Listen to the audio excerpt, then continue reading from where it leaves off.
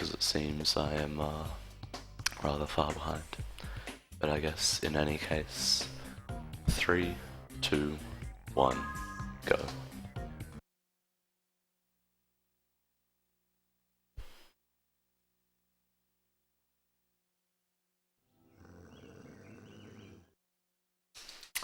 So this run is 117%. It's the max completion category for Spyro 3.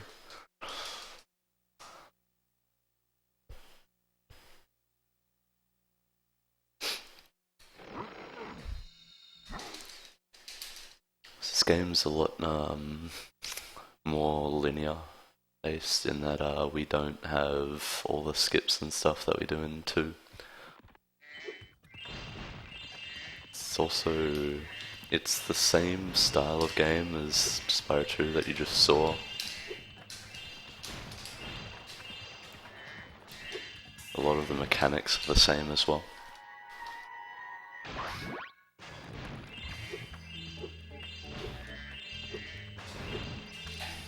But it's very subtly different. This first level is Sunny Villa.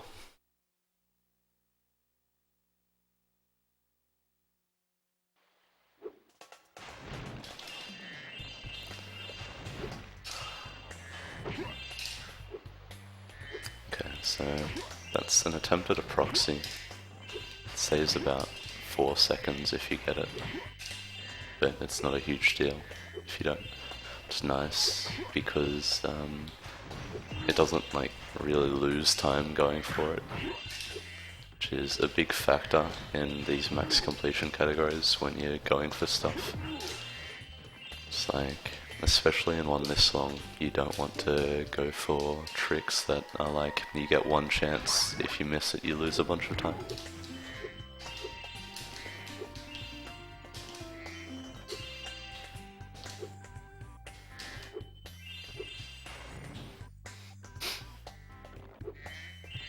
So, coming up here will be an interesting thing.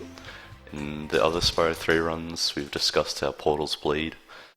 So we can just skip around the back here to get into the Sheila area, which means we don't have to unlock Sheila before we come to here, and stops us from having to backtrack to this level after we do Sheila's level. So Sheila's movement is something to touch on. You'll notice I'm doing various different things. Spacing my jumps out, which gives me some extra height if you time them properly. Means I don't have to do high jumps, which are a little slower for a lot of things. And you also see me kicking at the top of my jumps. This essentially limits the jump height. So you just want to jump high enough to make ledges, you don't want to give it any extra height, and so kicking allows you to do that. And then start walking again, which is a lot faster than when you're jumping and just moving very vertically as opposed to horizontally.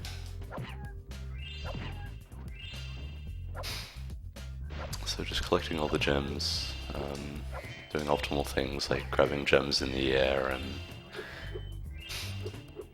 doing as small jumps as possible, which means 1, you hit the ground sooner again, so naturally it's better, and 2, doing small jumps loses you less horizontal speed. In fact, I think when Nitroff was testing this game, he found that like just tapping X, so a small jump, or as small a jump as possible, means that you don't actually, or it's like almost identical to your move speed on the ground. So now we'll be getting the egg over here called Miles, and this is what we would have got early if we'd been able to get the proxy. And so we wouldn't have had to come over here after Sheila, we could have just run straight ahead towards the end of the level.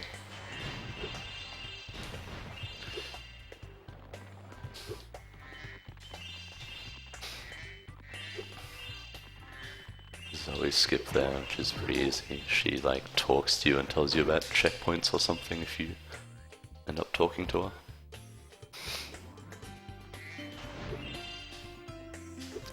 What I went for there is a flop, and then a spin jump afterwards because I failed the flop. So you need to get back up on that edge to continue heading towards the end of the level. And the best way to do it is with a flop. Essentially, when you enter the flop animation, your belly is like really slippery, I want to call it, and so it has a tendency to like get you up onto ledges that you normally couldn't make. And so the flop there is pretty tight, but it's definitely the fastest way of doing it. And then the backup was a spin jump, where you face away from where you want to jump. Hi, Spyro. I get you can't catch And by spinning in your jump, you gain a little bit of extra height, and it's just enough to sort of get you up on that ledge, and we used that several times in the run. So now we're onto skateboarding. So this first one's pretty self-explanatory. We just run around, get the lizards, and sort of get most of the gems along the way in this first one, which means we can take a lot faster route for the second one, where we don't need to get as many gems, we can just go lizard to lizard.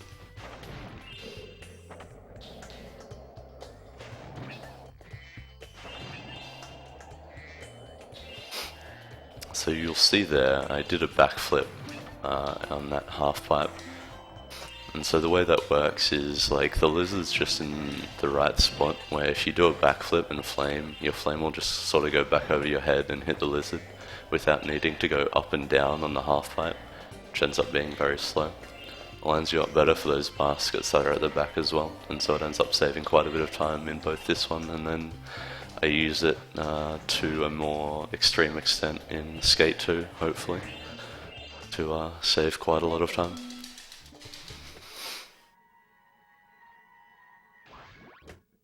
All right. If you...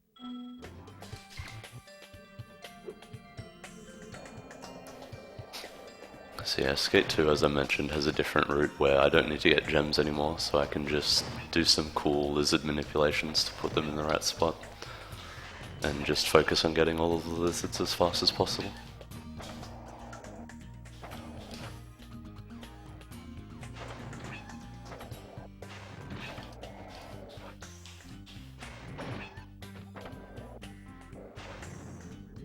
Backflip for fun there.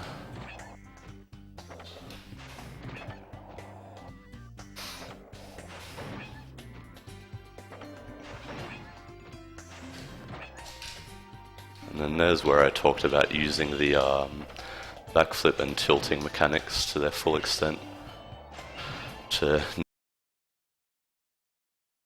not have to go in and around and mess with that half pipe a whole lot. So it was a very clean Sunny Villa.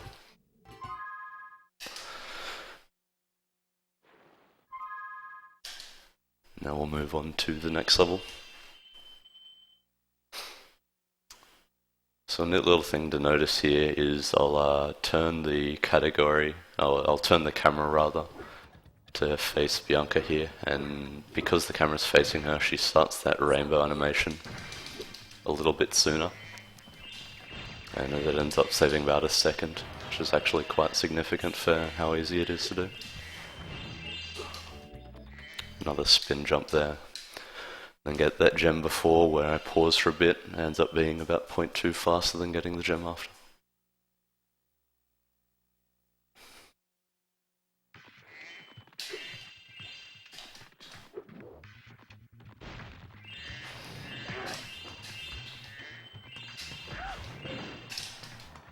So what I'll be doing here is what we call any percent jump, because it's done in any percent as well. Where, to explain that, you get a momentum conservation jump, which carries some of the momentum from your charge into a vertical jump. So you get more height than you would from a straight up charge jump, but you also carry some forward momentum, which allows you to just get onto that edge with a spin hopper, which is the same sort of mechanic as a spin jump. Doing the spin just allows you to get a little bit of extra height than you would from just a normal hover. It allows you to skip into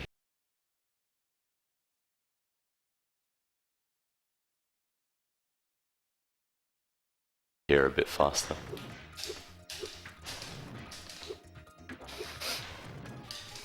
Now we'll be doing sun seeds, so we need to escort these sun seeds into the fire pit there and flame them along the way.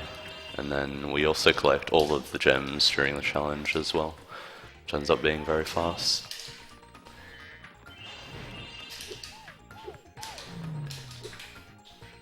So that bit's quite tight, getting those gems, and then we'll be going for a flame charge jump here. And I've missed it, so that's quite tight. And the flame charge jump is pretty precise. So if you miss it, you just need to come back and escort the seed the full way again. Which loses quite a bit of time, but it's normally not an issue. It's a shame I ended up missing that. Hello. Hey. Yeah, I was... Anyway, I'm here.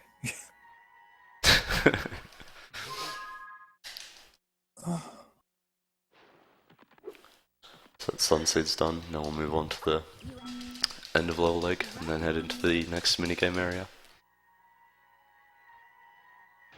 Yeah, the next minigame area is sort of weird, because it changes between easy mode and normal mode.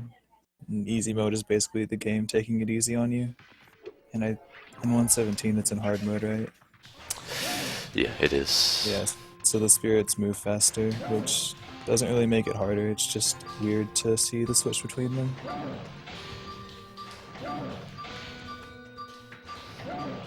So I screwed up there a little, I just missed the first.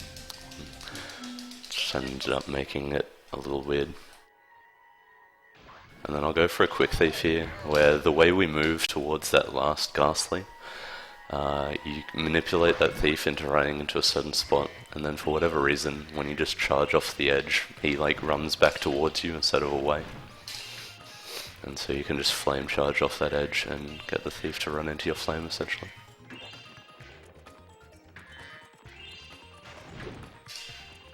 Oh, I forgot an area, that's fine. No, it's not really fine actually.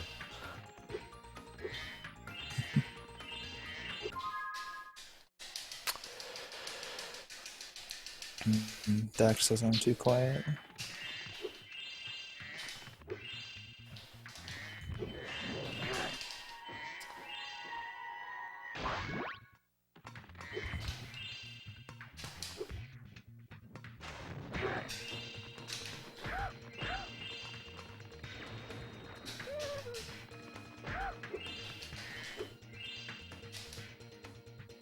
Yeah, this level's probably So I was meant to do this area earlier before I went into the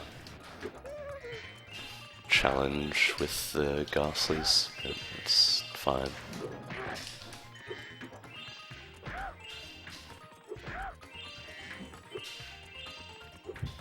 That's what I get for doing 100 egg yesterday.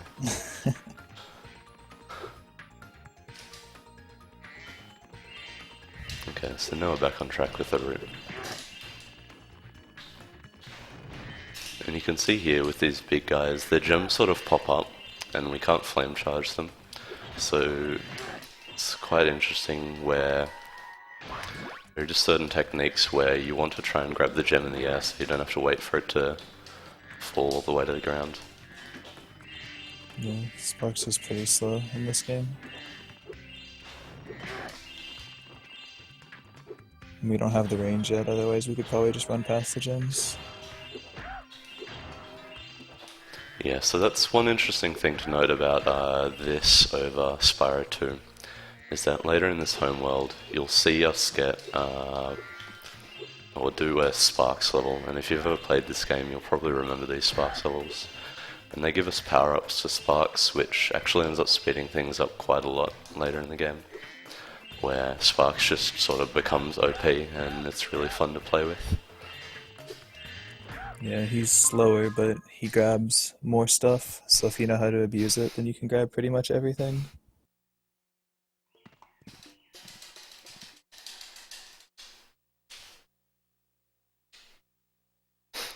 So yeah, we'll now be doing another trick which again has been shown off in pretty much all of the Spyro runs so far, where we'll wait for Hunter first of all, because he jumps over to this cave eventually and gives us an egg, which obviously we need.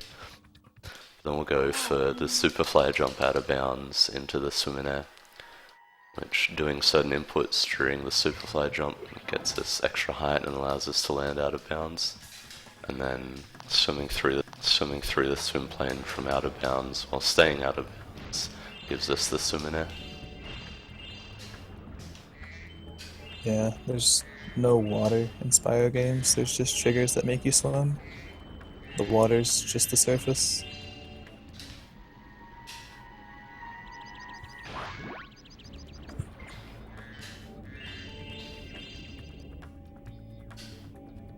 And so then flying and swimming into Sheila's area rather, where because it's locked it is stored under where the portal would normally sit.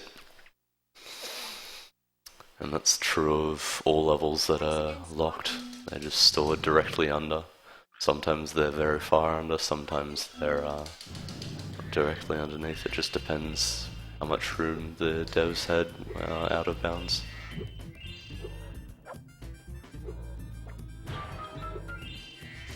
So again, we're going into Sheila, and there's not much extra movement to note here from the Sheila area in Sunny Villa, the first level. We're just sort of kicking to cut our jump height and grabbing gems as optimally as we can. Someone post the JT pasta, hurry.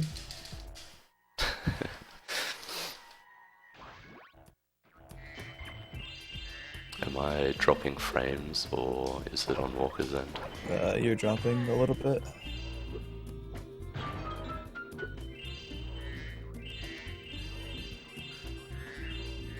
Yeah, it's your gameplay, not the stream. It's not too bad though, it's just random skips. Okay. What was I going to say about Cloud Spires? Something about it being one of the most consistent levels. I don't know, that's more of an opinion though. It definitely can be, but especially with the new Sun Seeds, it's quite a bit more difficult than it used to be. Yeah, true. I definitely find myself losing like increments of 6 seconds or so there when like I screw something up in Sun Seeds. But yeah, the rest of the level is very consistent normally.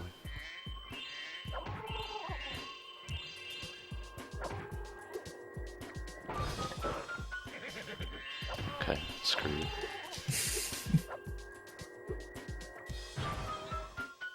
Yeah, the mushroom houses here have weird hitboxes, and there's certain ways that you can hit them.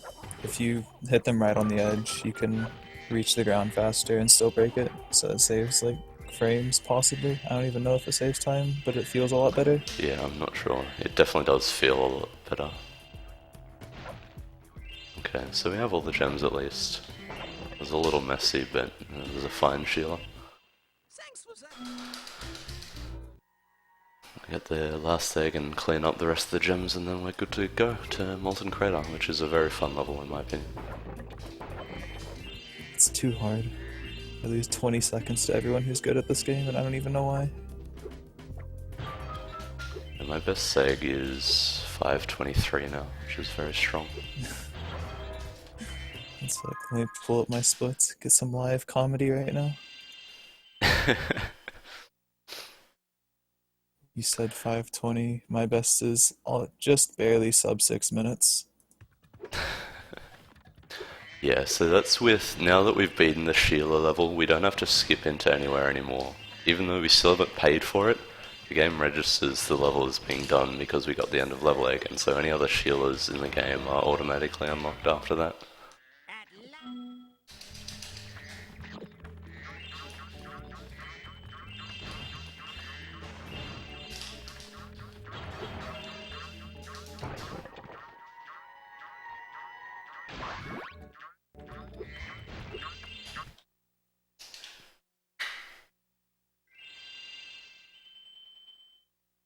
That's so... Oh, I guess if an editor can change the stream title if it's not right.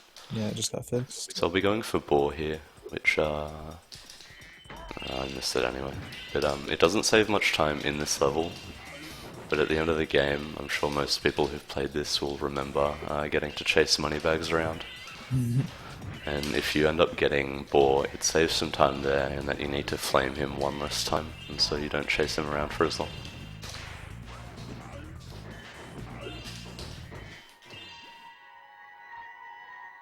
I think as long as you're not doing Nancy skip, you can either skip Boar or Cat Hockey, and it'll give you the same effect. Yeah. It's just like, there's a certain threshold where it gives you an extra flame, and skipping anything meets that requirement, even though I think opening Thieves is only like 300 gems, and opening Cat Hockey is Yeah, like it 700. is. Yeah, it's weird that they don't make more of a distinction, but it must be like more defined off the amount of things you buy over the actual amount of gems you spend. Yeah.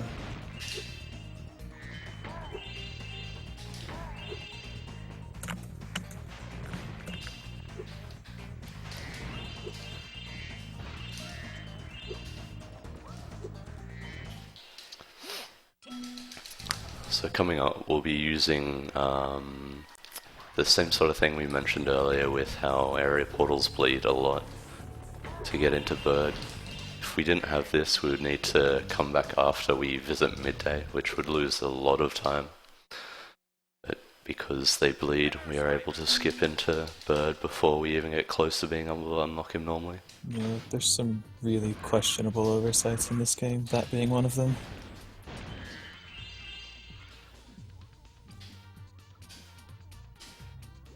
So this area runs on cycles where as soon as you enter, you can see those flame pillars, they all start moving.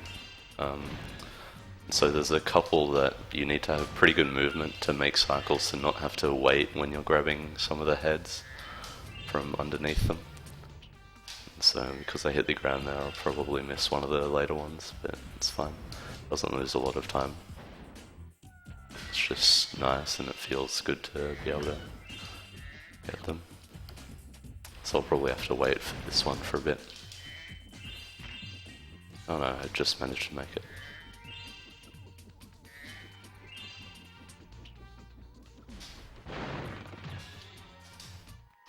Get an egg midway through the challenge because it's just sort of the best time to get it.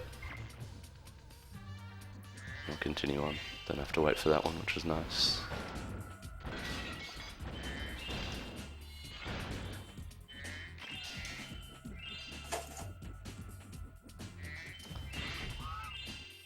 So I guess I'll mention Bird's movement now as well, where we're holding the strafe buttons and it gives us the movement speed of being able to strafe without actually locking our direction to either left or right. So it allows us to move around freely while still having a much greater move speed than if we weren't strafing the whole time.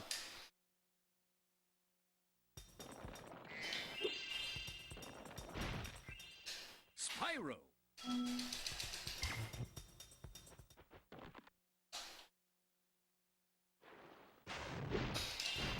So this is the Thieves area.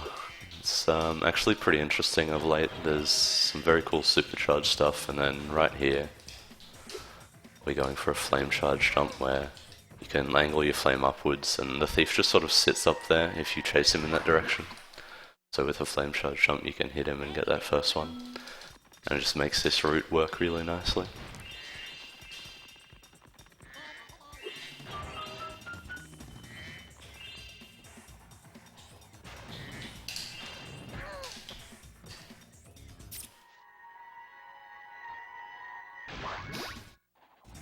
So now we'll do some supercharging. You see I jump before those vases. That's because when you supercharge through vases, as was mentioned in Spyro 2, the gems don't actually home in, and so that's annoying.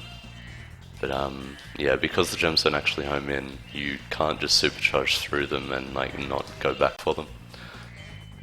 So that's what I'm doing there as well, where I supercharge around and ultimately I would get all of the vases with supercharge so that on the second lap around I'm able to just grab the gems while not giving up having my supercharge. And the key chest at the end here. And then that's Molten Crater. Coming up after this is the first speedway of the run. Yeah. Which hopefully goes alright. Yeah, speedways can absolutely destroy a speedrun of this game because there's a race that Parse is going to do, and it takes about a minute and a half, I think. And if you fail at any point during that minute and a half, you start the entire thing over. So depending on where you fail, you can lose lots and lots of time. Yeah, and this race is both the most likely to fail, but the shortest, so it's not too bad, but there are other races that go almost upwards of 3 minutes, where if you fail on the third lap of one of those, it's very much just run ending.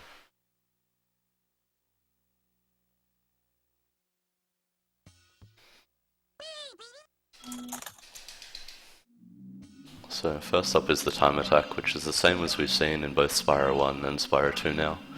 And there's just 4 sets of objects that each have 8 objects in each set. So we just got to get them before the time runs out.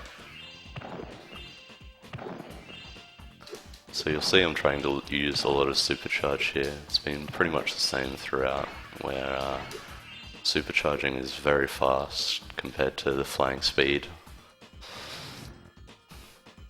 It is a little less noticeable in the later speedways, where in this game, the speedways in the later worlds, the glide speed actually gets a lot faster, and so the difference between them is negligible in those, where you don't actually lose too much time from flying around.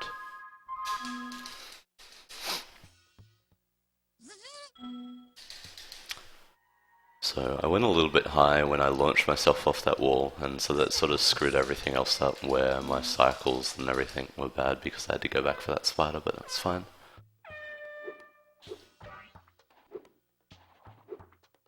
So I'm going to try and concentrate a bit for this race so that I don't lose a heap of time. Yeah, there's several jumps Parso goes for here that have a very small margin of error. Every time you jump in this game, the height of your jump can be changed by how long you hold X, and a lot of the jumps he does, they depend on the speed that he gets when he jumps and how long he holds the jump. They're very precise.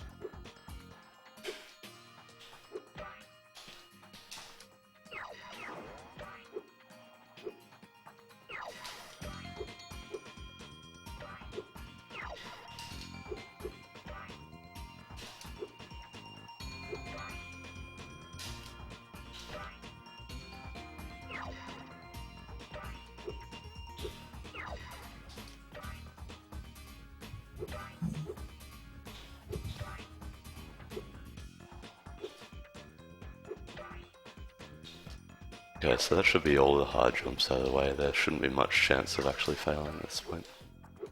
We hope. Yeah, we hope anyway. Yeah, there's nothing different between the 3 laps. You just have to execute the same tricks each time, but a lot of these tricks are not really that easy, so getting them 3 times in a row is pretty nice. So 132 is okay. It's not the best, but it's definitely sort of the lower end of what I would normally accept as like decent. And now we're gonna head to the Hunter Challenge.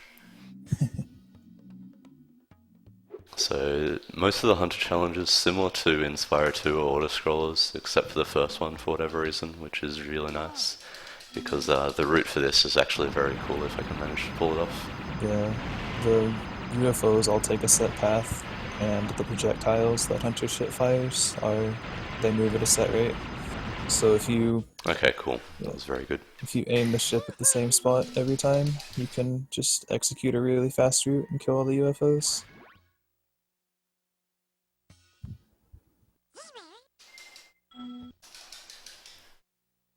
So that's the speedway done. Other than the time attack, it went pretty well.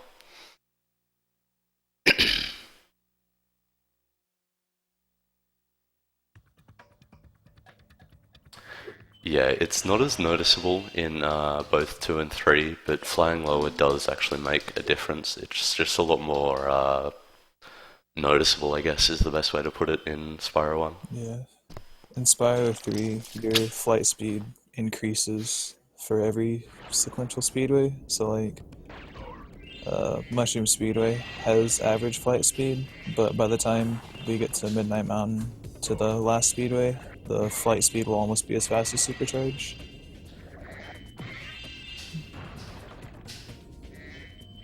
So this level has a lot of underwater movement, which can be pretty awkward. And then even the on-land movement, the enemies are very hard to optimize in this level. So it ends up being quite a difficult level to actually, like, get a good consistent time in. turning around in water is the most painful experience known to man.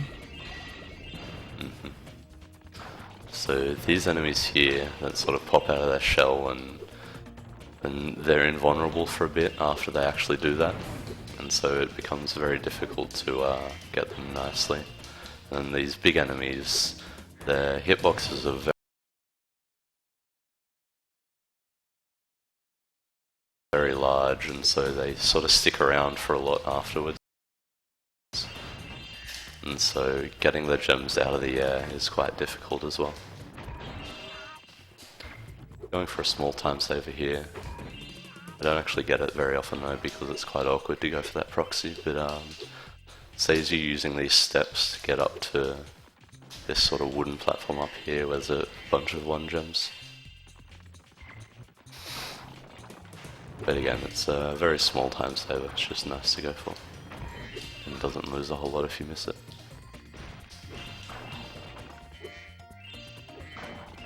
And a cool thing here, where I knock that Rhinoc out of his shell once he's like able to be killed. I knock him into the vase that's on the left, and then I charge the one on the right.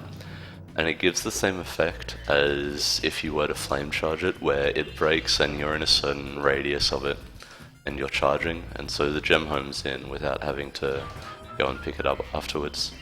It's really nice to be able to use enemies to do that. Yeah, that spot's a really awkward place to collect everything, and that enemy snipe helps a lot. Yeah, there's a sign there where it's just placed in a really awkward spot, and if you like run into it, it sort of triggers a text box, and it's very annoying to get around. It has a very awkward hitbox. So it's definitely very nice to be able to use that snipe.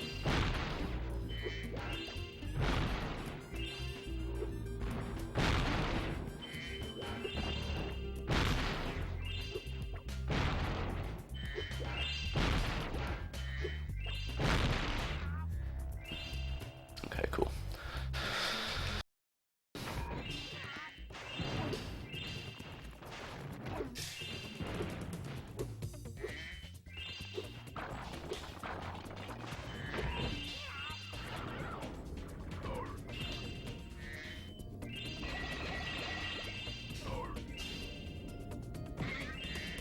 So this area can be a bit awkward in that all these guys sort of run off cycles, and so if you're moving really fast, they can be like really far ahead in their cycles, and so it makes it a little awkward in that they don't get into nice positions by the time you actually get there.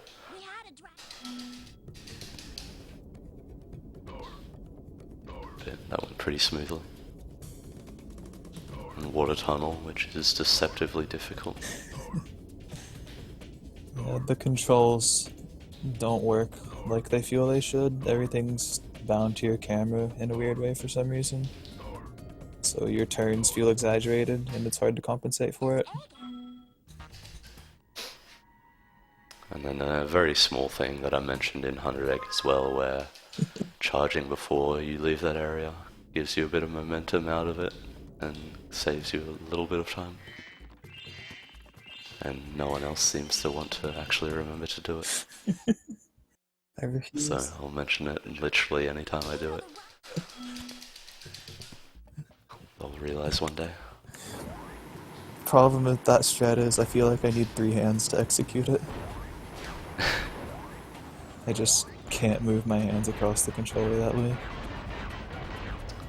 So in Bluto, in 100 Egg, it's not so important that you don't take the final hit point of damage here, but if you want to be fast as well as keeping sparks, it is very tight, as you saw there. I only just managed to kill him before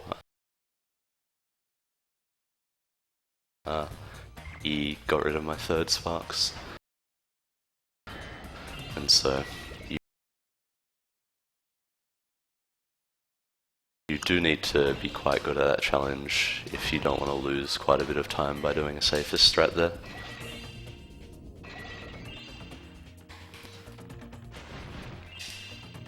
Because for a very long time it was considered very rare to actually be able to do that challenge that fast way. and keep your sparks. But as people started getting better at it, it's become a lot more consistent. Yeah, he does his attacks a certain amount of time after the first time he stops. So if you stop him later, you're able to get more shots in before he starts his sort of attack cycle. Hmm.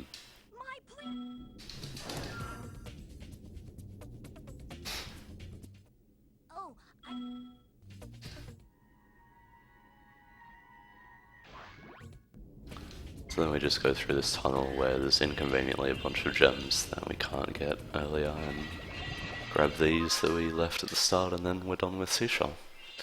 Now we're on to the first boss, which I guess we can go through as well in case anyone missed the 100 egg run. There's a couple of factors in play here as to how we actually do this boss quickly. Yeah, in Spyro games, basically when something's not on camera, it doesn't happen. Well, I guess I should start with the first thing. At first, he's gonna start doing his little spin attack after you hit him, but if he's charging towards the edge of the arena, he'll stop his spin attack so he doesn't fall in the lava. And then later in the fight, he's gonna attempt to do a flame attack, but if Buzz isn't on camera, he just won't do the flame attack. So you just turn the camera away from him after leading him to the edge and hit him in, and it lets you combo the fight really quickly. So yeah, it just ends up making this fight look almost trivial. It's definitely something you can fail if you screw up, but it's generally not an issue. But yeah, like it speeds up this fight an immense amount. Normally you would need to like be chased around by Buzz a lot, and he would do his fire attacks, and you'd have to wait for the shield to go away. So it does actually end up speeding up this fight like a hell of a lot. Yeah, this would probably be 3 or 4 minutes normally, but this fight's less than a minute. Hmm.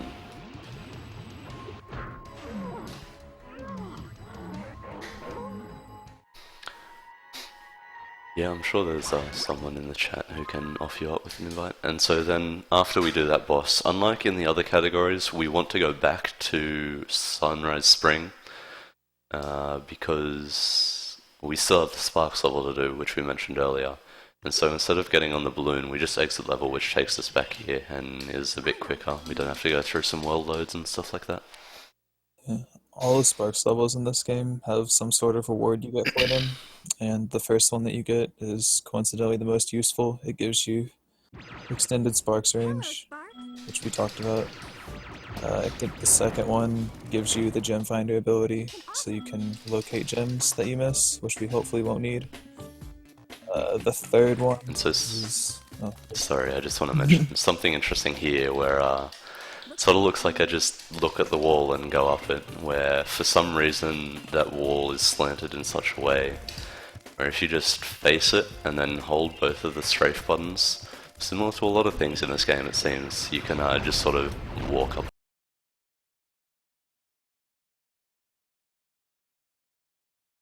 the wall. Where strafing this game, they just didn't seem to really have it properly figured out. yeah. I hadn't really thought of it before, but it's broken for basically every character now that you mention it. Yeah. And so I do a strat here, which I think I'm the only one who does this at the moment, where depending on where those rockets are, because these butterflies move randomly, so it's sort of a gamble where if those butterflies end up in a nice position, because the rockets end up destroying those two boxes so much faster, it actually ends up saving quite a bit of time. Or not quite a bit, it saves about a second optimally, I think, to grab the rockets earlier and destroy those boxes a bit faster.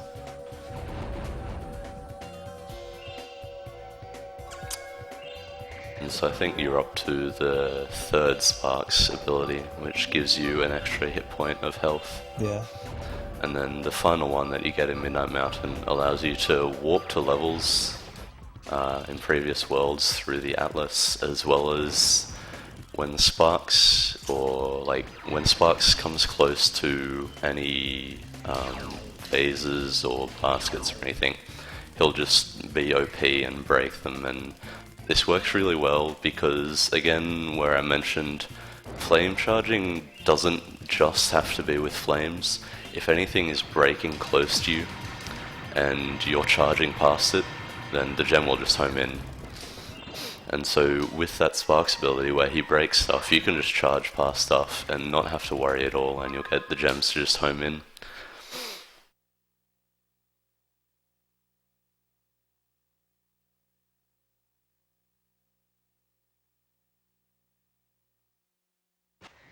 Nice work.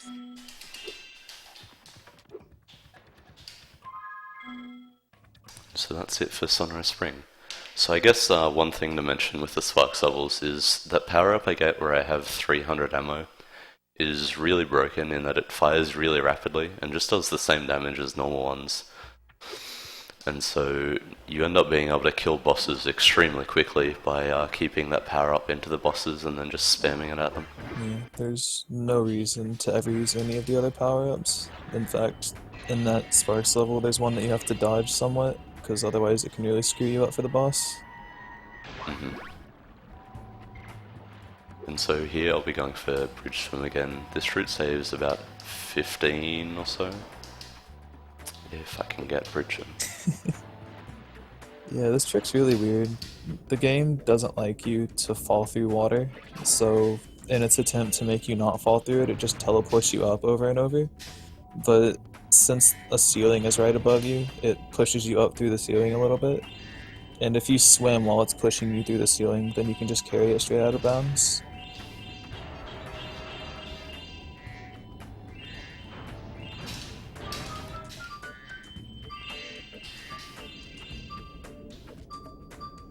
And so then we do the same thing where, as we've mentioned before, portals are just stored directly underneath.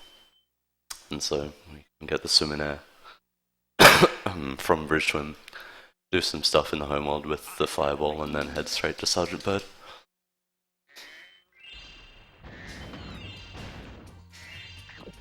Yeah, in any percent categories, you'll skip into levels because you don't have the ability to open them, but for 117, it's way faster to skip into the character levels, because if you don't, it'll play a big long cutscene, give you some load screens. I mean, you can skip the cutscene, but still 2 load screens, not good. So this is Sergeant Bird's homeworld.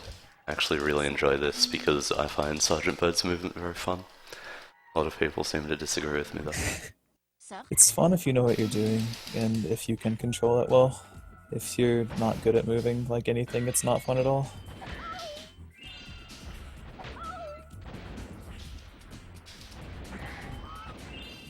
Don't go in the lava, god damn it.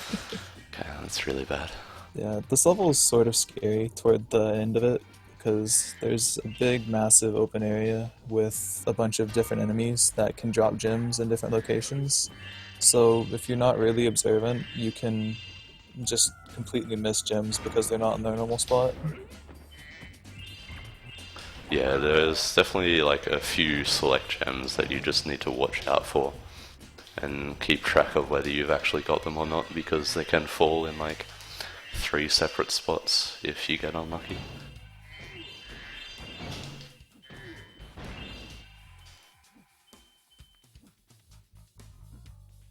Oh, did it really fall down there? Like, gem RNG is a small factor in this game, but it's definitely something that can affect.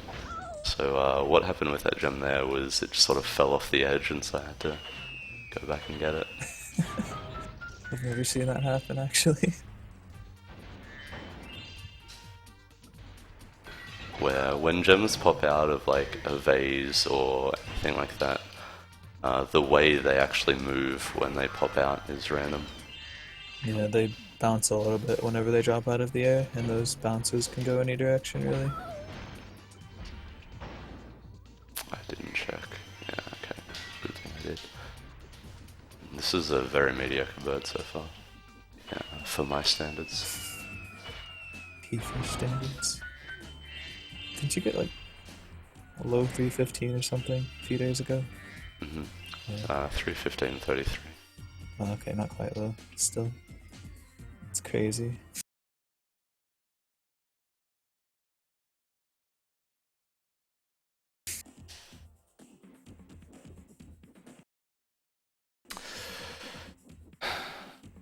So an interesting thing about this tunnel is you see these fire pillars, but for whatever reason their hitboxes are just sort of bad, where if you just fly into the roof the whole time, they'll just sort of singe your toes but not actually damage you.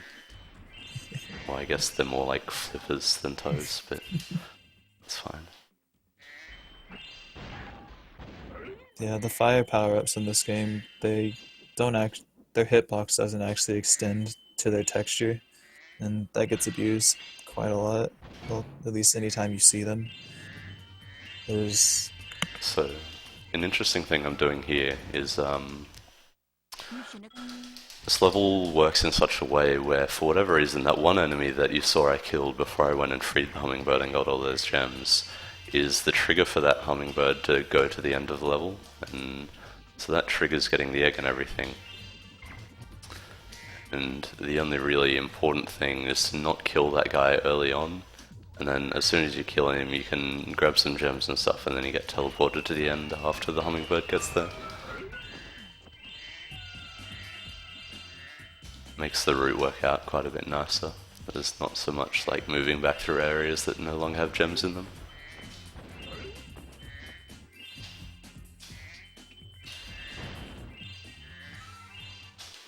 Before I was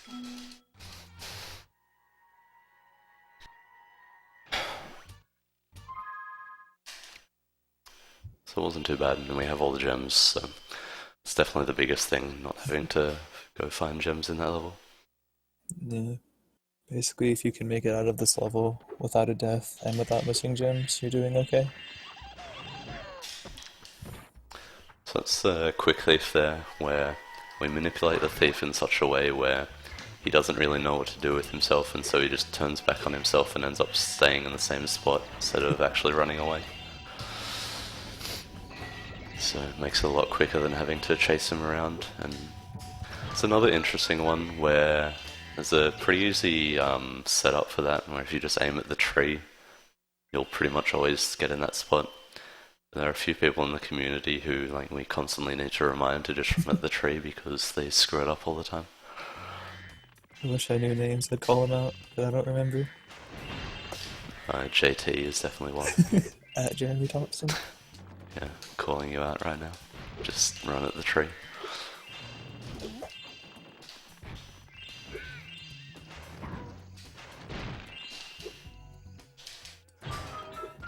So the start of this level's pretty simple, but then we're going to be doing an out of bounds to get into the Sleepyhead challenge. Normally you would need to run around, and you can see these lamps where the ladders are, and you would need to sort of go up them all and flame those lamps in the middle, and then once you flame all four, the door to Sleepyhead unlocks. But again, because of the limitations they had, there are some textures that don't actually have any collision, and so you can just glide through there out of bounds and then in behind the portal to Sleepyhead without needing to unlock him.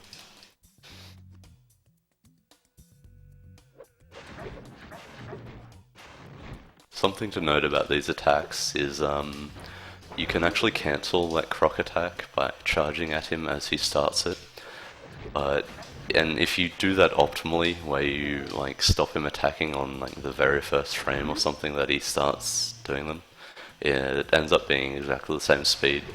In RTA that's very difficult, so it's a lot easier to just kill the crocs to end up getting him to throw the bomb as soon as possible.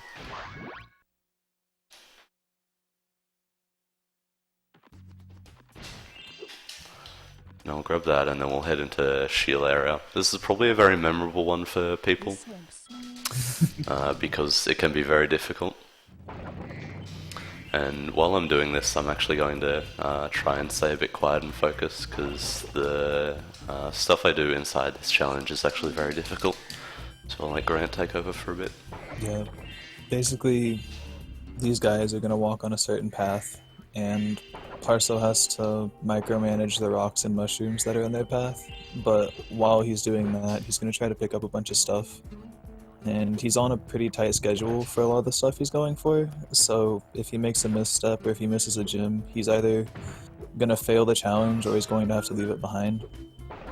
And failing the challenge loses a lot of time, so Okay, well, pretty much just going to go for standard blind guys now because I have screwed up. Yeah. The strats he's going for don't save a whole lot of time relative to the time. They save about 20 Yeah, seconds. like relative to failing blind But guys. yeah, the time loss is upwards of a minute if you do end up failing it, so if you screw up at all like I did. At the ending of that challenge, the movementless Sheila is kind of awkward because whenever you kick, you're sort of tied to moving forward in that direction, so there's no real easy way to pivot around and kick in a precise direction again. So once you start kicking at something and you miss, it's really hard to turn around and hit it again. So yeah, I'm just going to take this sort of easy because if I'd done the first one well, it sets us up for the second one to be able to get inside where those two head bash crates are, and you can actually just clear out that whole area in time to not have to do it after this challenge, which saves about 20 seconds because after you free this egg you can just leave, you don't have to talk to this guy at all, and you don't have to go back and get all the gems that are in that area. But not a huge deal. Oh, are you doing the full script now? Yeah. Dang. Yeah, I just remembered skipping the first couple areas. Okay, cool.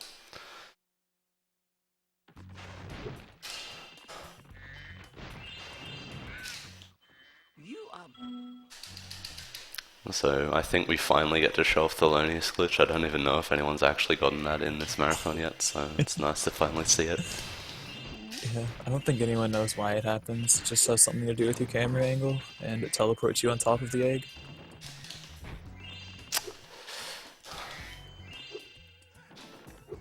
So you can see there where I'm really trying to push Sparks to his limit to grab gems, and he just sort of didn't reach that one, so I had to go back for it. But this category is very much about trying to abuse Sparks, where he is really powerful because of the power-ups you get. And so it's all about trying to abuse him as much as you can, because it ends up saving like a bunch of time over the 3-hour category also.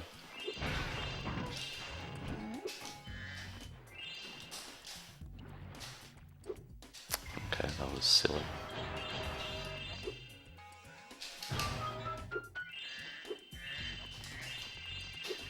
That's another big thing to note about those head bash chests as well as the locked chests. The gems pop out in like the same way every time with those. It seems it's just a lot more scripted. And so you can move about in the air in such a way where you can grab certain ones that make the whole getting everything a fair bit clean. The gem RNG we were talking applies after they touch the ground. Whenever things pop out of a container, they always pop out of it at the same spot.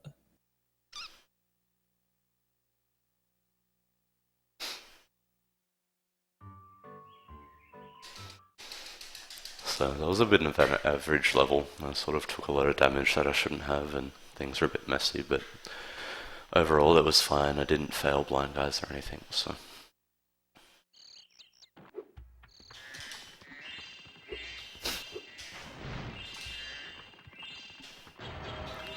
Don't open up this can of worms, please.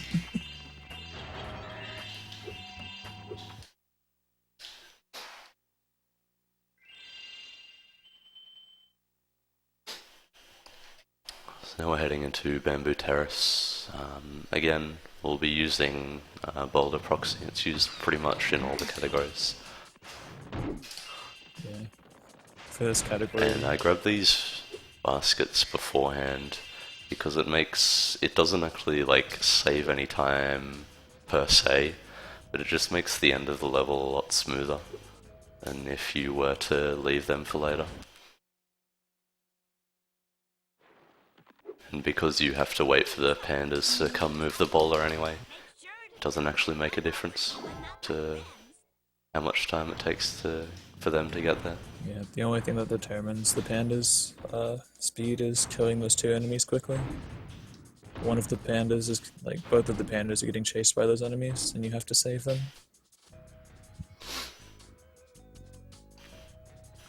No, they're actually the only pandas we end up saving. I think the rest just end up going to like where they would be if they're saved. But this is one of the levels where we end up doing it in pretty much back to front order. For a few reasons. One, there's a mystery jar. And so because that starts at the end of the level, we need to sort of go back through the level anyway. So it ends up being quite a lot faster to just get to the end of the level, which is a good thing we can with Boulder Proxy. And then the second thing is the fact that actually needing to free all the pandas so that you can get to the end of the level would end up losing a lot of time.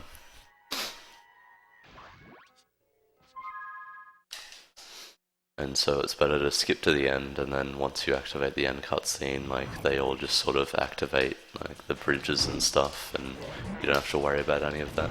Yeah, it's a really common theme with Spyro games that once you reach the end of a level, it opens the entire thing up. So a lot of the times it's just a really good strategy to go to the end of it and open the level immediately.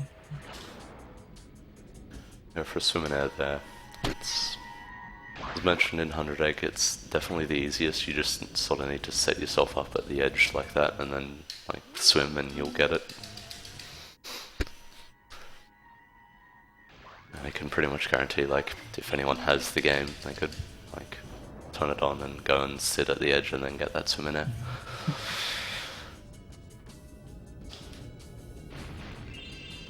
Really cool strat there where I don't know whether it's the basket's hitbox that sort of extend a bit lower, or whether Spyro's hitbox extends a bit higher. It's probably the latter. But without actually going back in bounds, you can break those baskets and get the gems. And it just saves a little bit of time later on. Another thing, I guess, we talk to the end of level guy from underneath the level, and we don't actually have to go back in bounds for that, and so it makes the entry into Bentley area here a bit faster. And I guess this is the first time we're seeing Bentley as well. Yeah. So he's definitely the least interesting of all the side characters. He doesn't really have any movement tech that is viable RTA, and just sort of slow and lumbering. Yeah. It's not very fun to play. Not a whole lot to do other than focus on not getting hit.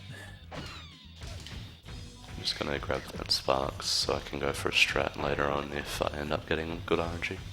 Yeah, the TNTs in this level, whenever you get hit by them, they launch Bentley a certain distance. And at the top of this level, there's going to be a spot where if you can get the damage boost in the right area, you can skip like a little bit of walking. Yeah, it's a very minimal time save, but it's always nice to get those. So I just sort of stand up here and then get knocked up on the edge like that. And obviously wanted at least blue sparks so that I wasn't sparksless after I did the damage abuse.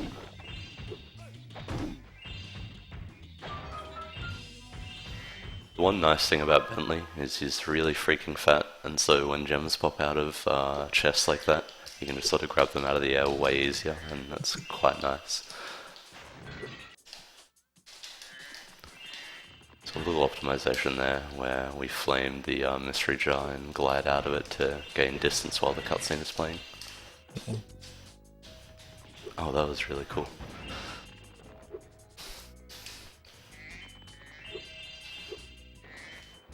Can you ban the word blue and purple, please?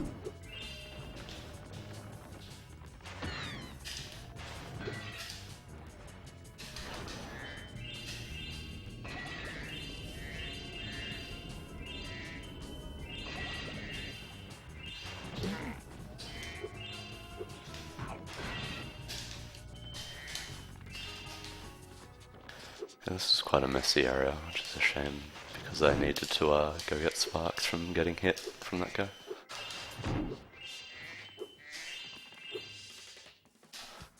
This is a bit of a weird section. You need to actually be really precise. It doesn't really seem like it, but it's quite hard to actually flame that guy's toes, but it saves a bit of time because he immediately swings his umbrella at you. And so, if you don't end up flaming his toes and killing him, you have to wait for a second to have him not actually hit you if you just jump straight up there. Yeah. The route for this area is a little bit funky because there's an enemy that won't spawn unless you go over to where that mystery jar is. So it would probably be faster to just clear this area and then continue on, but you have to poke into that room just a little bit to spawn an enemy. Mhm.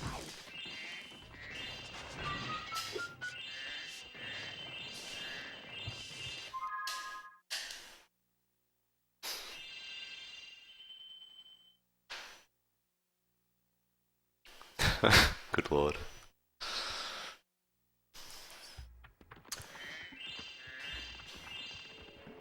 So yeah, now we'll be getting this fireball and getting the flower pot egg.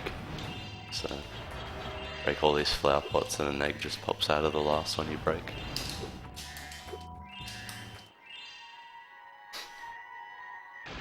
Yeah. And then we line it up with this other egg that's just sort of sitting there, because when you collect it, you lose fireball.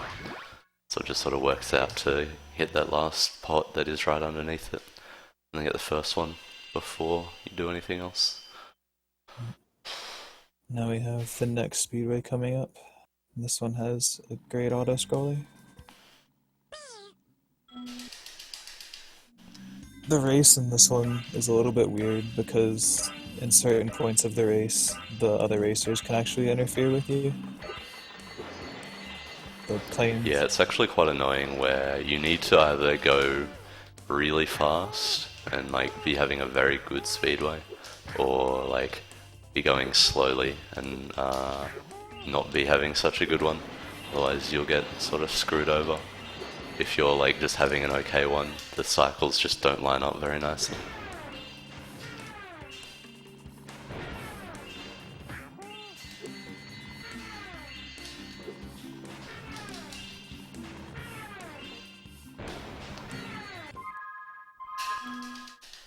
This was a decent time attack. A little wacky at the end because I went for a strat and then pulled out because I missed it, but I didn't have to go back and get another plane, Yeah, so that it's was fine. really close.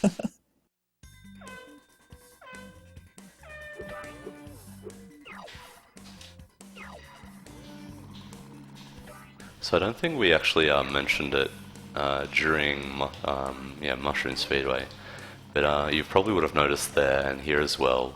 It doesn't really look like I'm going through the rings at all, to be honest. And that's because of, for whatever reason, they just made the hitboxes of the rings really huge. It's probably something to do with like the fact that it was probably very hard to do these races and actually get through the rings. So they just made it more of a guide than anything. Yeah. Where if you miss a ring, you do end up failing the race, and so it's risky to try and optimize it by hitting like the very edges and cutting corners a bit more, but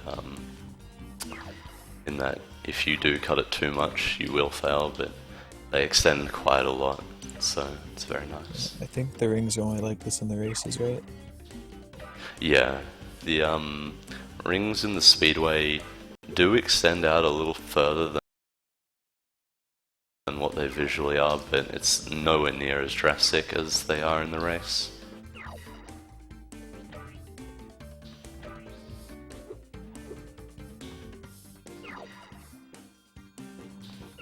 That's sort of one of the things with like how the game's sort of incremented on themselves, where one is very strict on like if you don't go through what you visually see of the ring, then you're probably going to miss the ring. Spyro 2 was a little more lenient, similar to like how the time attacks in Spyro 3 are. In the Spyro 3 they just sort of went ham with making the rings really easy to hit from very far outside.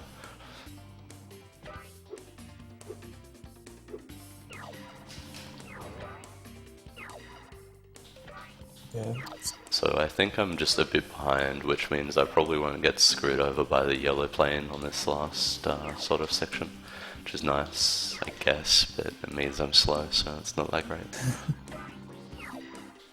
So you can see there the yellow plane sort of flies through, and he flies right through where you want to hit that star, and they are solid, so they actually will knock you like around, and it can be really annoying. especially when you're on like decent pace.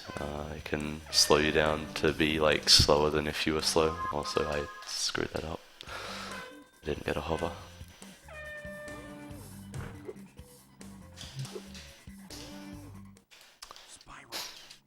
So it's a little bit quicker to get to Hunter from the race in this speedway than it is from the time attack. But if you fly through that first ring, you aren't actually able to do it. You will go off course if you try and head up to Hunter. So you need to hover before you go through that first ring.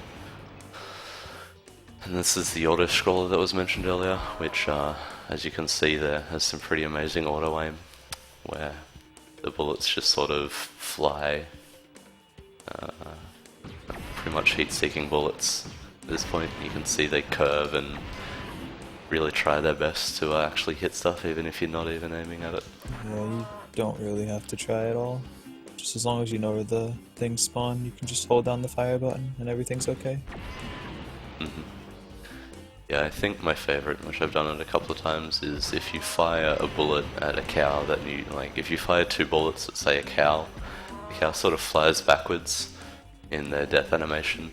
But the first bullet, because it, like, locked onto them, it will still follow them in that animation, so you can really see, like, how far the bullets can actually curve. I'd never noticed that. Jesus.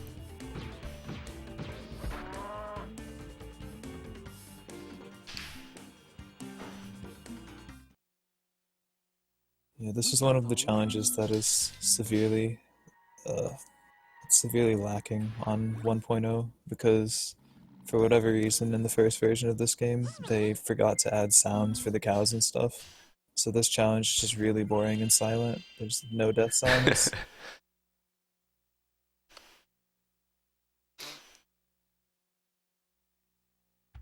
So we'll now be heading into one of the longer levels of this homeworld. I think it is actually the longest, if I'm not mistaken.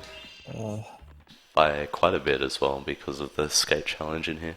Oh, right. I was trying to figure out what level you were going to. Yeah, this level, it's got a few annoying things to it. There's some things that you're not really completely in control of.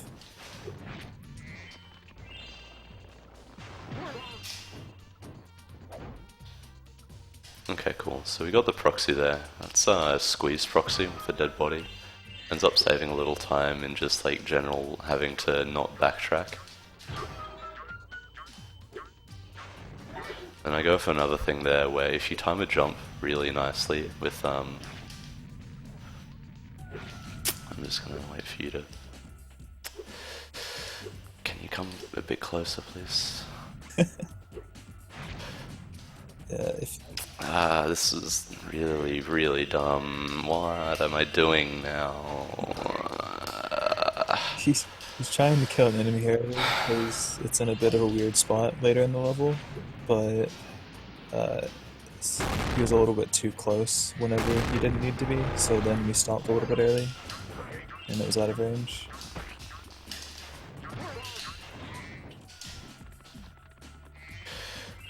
So this level's a freaking disaster now because I still need to backtrack and get some bones and do a lot of weird stuff at this point because of like going for that instead of just leaving him for later. Got a bit of an on-the-fly route change. Let's see how it goes. Yeah. Normally he'd just grab the stuff that was on that upper area and then continue doing the level normally, but I think now he's going to go in his bird and grab some stuff maybe? I'm just gonna grab it now, I don't even care. Or like, I really don't know if I got that. He's still in that set. No, I did, why? Whatever, I'll come back as bird and grab everything, I guess. So this is terrible. This is going to lose a lot of time. This level has gone horribly.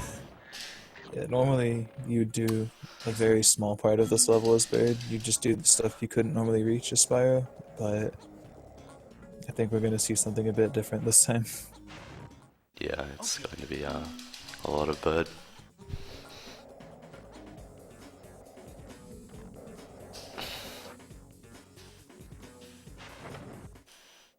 The beginning of the skate challenge is just entirely an auto-scroller. You just do what Hunter says. Actually, I There are guess I'll... small optimizations that are like possible, but they're like saving frames here and there, and they're pretty much like only really worth it in a task. I guess I should rephrase that. Most of the skate challenge is an auto-scroller, because the second half of it is set on a timer, and you can finish your objective like a minute and a half before it finishes or something. I don't remember exactly how early you can do it. Now that The only thing that you have to watch out for here is make sure you get all the gems during the auto-scroller, otherwise you do lose a little bit of time.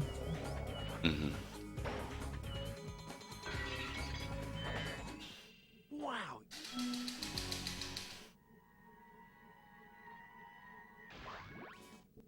I'm thinking you're it. All right. Whoever scores the most points in the time limit wins.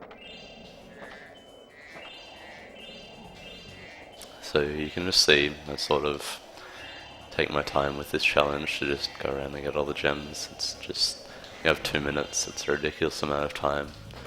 And it'd be sort of difficult, I guess, if like Hunter was any good at skateboarding and you didn't get like 1,000 points for doing a single trick, or thousands of points for doing a single trick. Yeah, they really didn't balance anything for the skate challenges, so the only penalty for points in this challenge is if you do the same thing over and over, it loses value, but there's multiple tricks that just give you so much points that it's really not even a problem.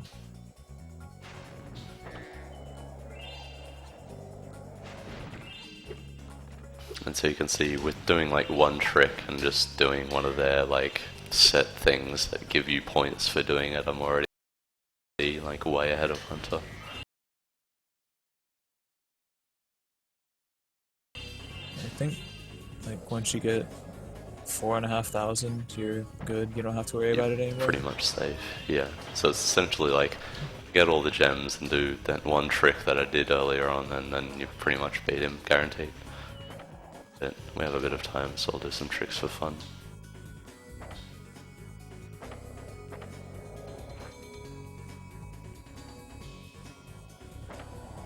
Okay, good. This also shows off how bad the actual trick system is in counting your tricks. That was the Raging Ripto finally. I didn't quite have enough speed.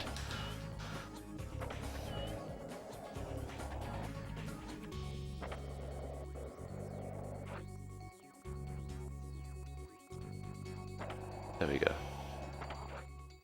I can't.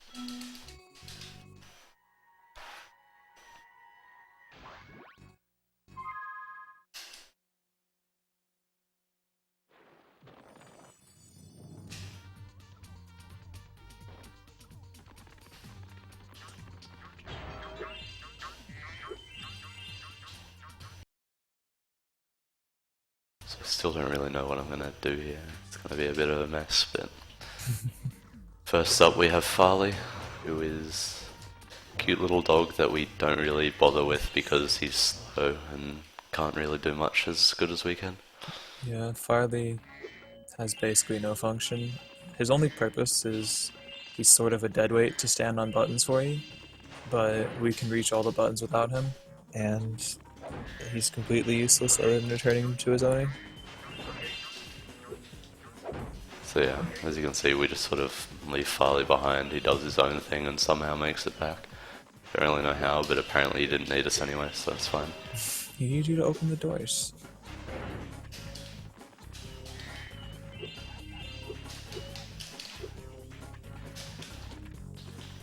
So yeah, you can see there with, don't even need anything really special. The first one is a flame charge jump, which isn't really a Nintendo mechanic. The second one you can literally just jump and hover to and then flame it, so it's one of those things where they tried to design it where it was just out of reach, but with a really good jump it wasn't quite just out of reach. Yeah. Insomniac is a really good developer. They like to taunt people, and then we can just do it anyway. There's lots of levels where the end is just right next to you and you go to it just because they screwed up some way. I'm ready. It's good to be back at it.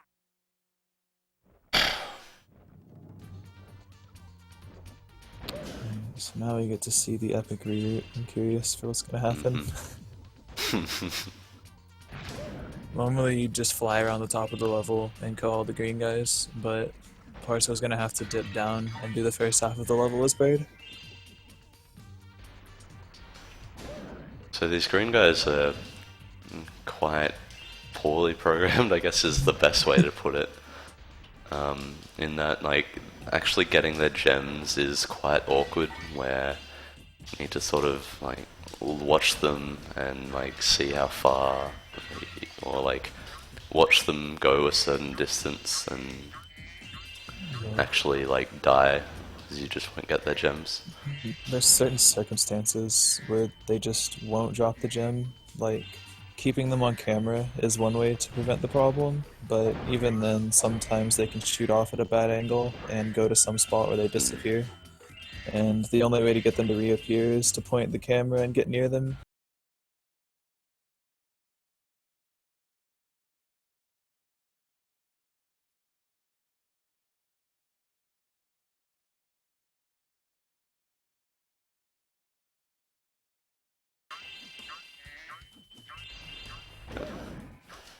Gotta adapt slightly.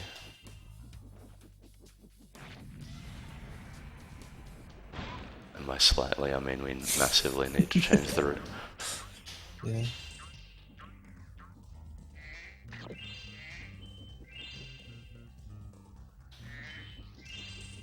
I think your stream died, Parso.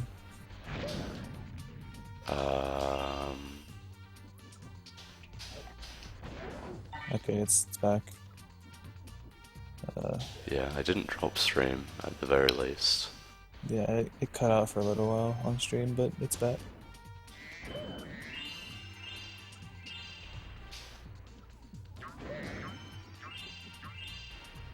So I actually ended up getting some very nice shots from like around buildings there, which is quite cool. Wouldn't normally have the green guys in the positions to even go for that sort of stuff, so I guess there's some upside to this. And I at least know that now I have the correct gem count, so I'm not missing any gems, which is always good. This is another one of those levels where when people are starting out, they definitely really struggle. Actually managing to not miss gems in this level. It's quite big and expansive, and as we mentioned with the green guys, their gems can be quite awkward and like just not home into you for a very long time. There's actually a really weird thing the developers did here. There's a double 1 gem at some point in this level, where instead of just placing a 2 gem, they stacked 2 1 gems directly on top of each other. So it actually is possible to only pick up one of the 1 gems, and it's really hard to notice whenever it happens. Yeah. I still remember the first time that happened to me, and I was just dumbfounded that I'd only got one and not the other when they're in very much literally the exact same position.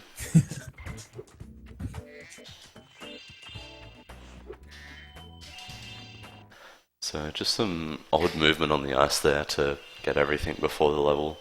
Because we'll be taken straight to the boss after this level, and we do need to get everything beforehand. And so it's just odd manipulation of using hover to like take our momentum in a certain way after we land on the ice. Ice functions different in Spyro 3 than it does in Spyro 2. I think in Spyro 2 you can actually stop moving, but one of them you can't stop moving on ice, and the other you can stop moving. I don't actually remember. Yeah, which. I believe it's Spyro 2 that you're able to stop. Yeah.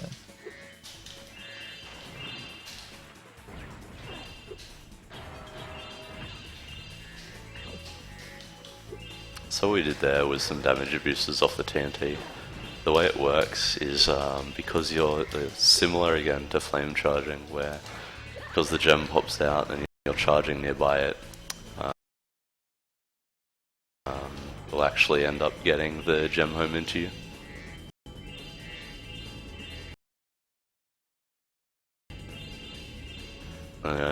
Cool little strat on the ice there where head bashing right on the edge and then sort of pulling back on the D-pad will let you break the ice there while still staying on the ice, and it generally makes getting those TNT rats, I want to call them, a fair bit easier in that spot.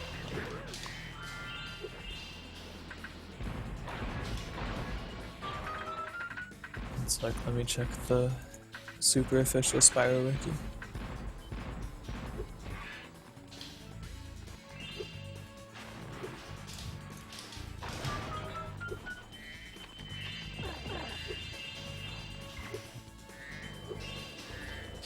So this level just has a lot of cool little optimizations with all the walls are sort of slanted, and so you can get a lot of strats where you just sort of flop off of a wall and end up like flopping up a step, and so you don't need to like take as much time to say do a charge glide or anything like that off the step. You can just like flop onto it and don't lose any time. Okay, they're called TNT rats, apparently. Oh man, I called it. Yeah, you're a genius. How could I possibly have come up with that name? I have no idea. It's almost like they're rats sitting on TNT. So I've got to be careful here in that this level's rather prone to crashing, in that there's just a lot of particles everywhere. You can see all those feathers that come off the birds when they get killed, and so they were kind of like good with some stuff when it happens close to you, but there's just oversights in some sections where they just sort of went crazy with adding in particles and didn't even think about the fact that it would crash. This level is one where if you kill those, or if you break the ice and kill those vultures too quickly, you can just end up crashing the game because there's too much on screen. Yeah, you get the particles from the feathers and the explosion, and then you get the particles from the wind and the ice breaking. Mm-hmm.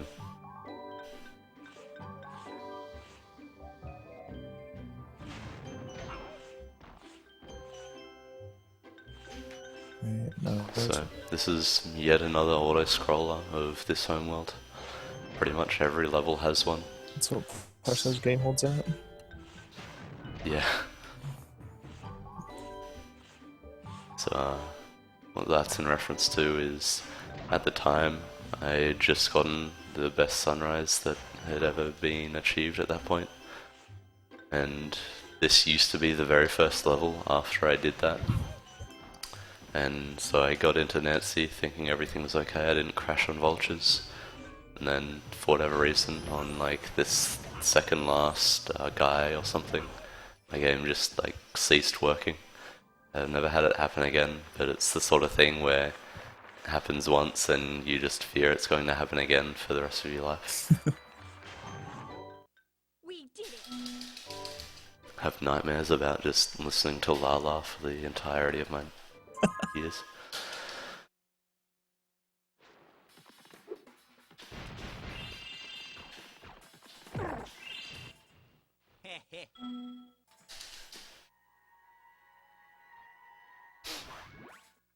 Oh, by the way,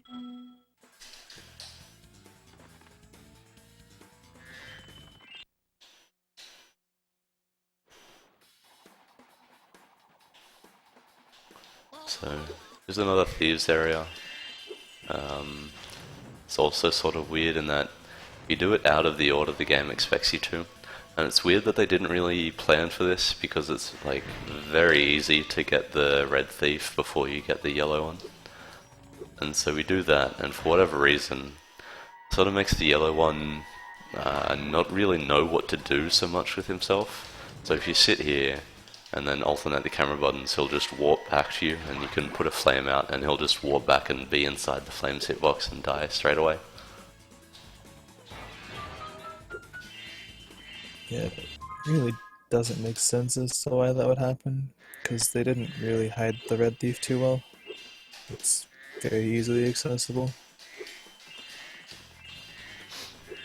So again, just some charge glides up those stairs. It lets you jump immediately again, and so it's just the fastest way to do them.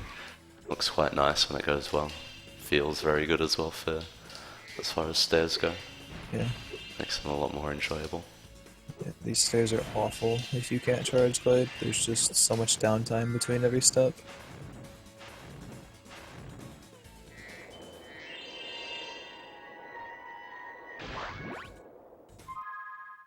Okay, so that wasn't a terrible icy peak. It's pretty good.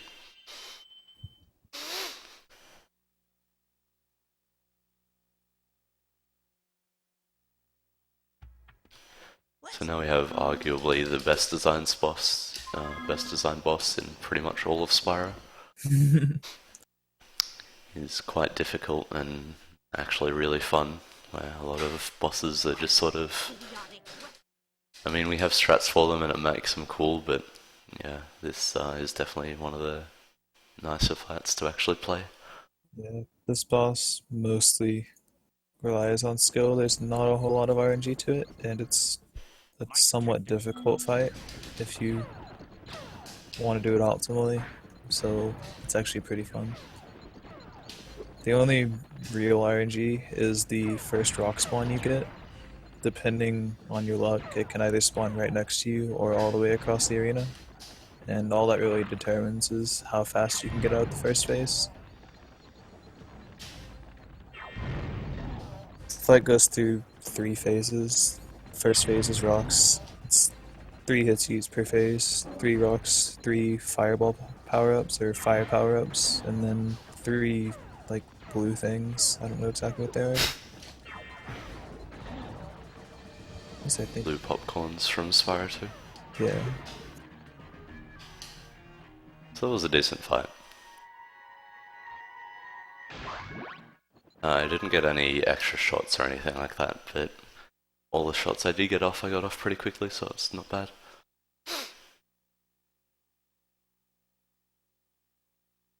So I'm going to head to the second Sparks level, which is Spider Town. It's probably one of the harder ones, but with some of the strats I do in it, I find it really fun now.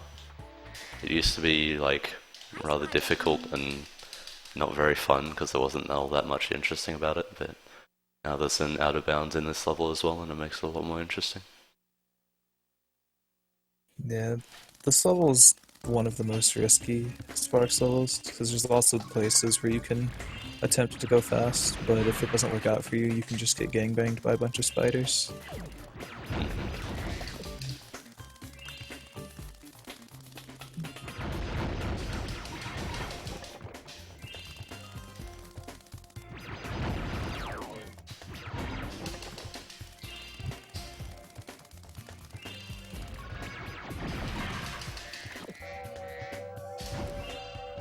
Okay, that was a very good room. You need to do that room quite quickly, because the cycle or the area you want to reach with invincibility here is quite tight to make. You need to take the invincibility quite far to do this area quickly. So you want to kill that and get all the way up there and like break the flower pot with invincibility still. As you can see, or like you could have heard from the bleeping, it was quite close to actually make that.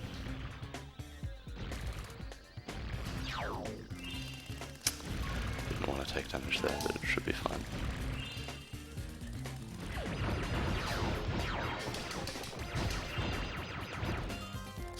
I'm gonna grab this butterfly just for never mind. This is terribly slow now. I already got that.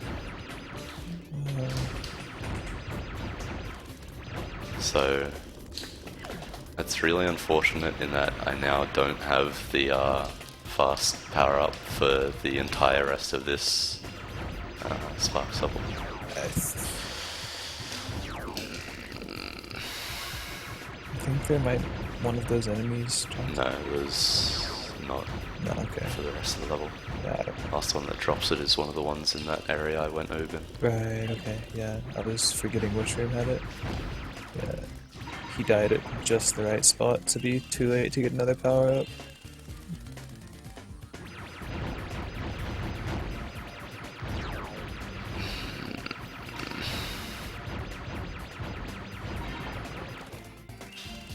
At this point in the level, they want you to use the special power-up for the level, which is, like, rockets or something here. Or, no, it's the fireball power-up.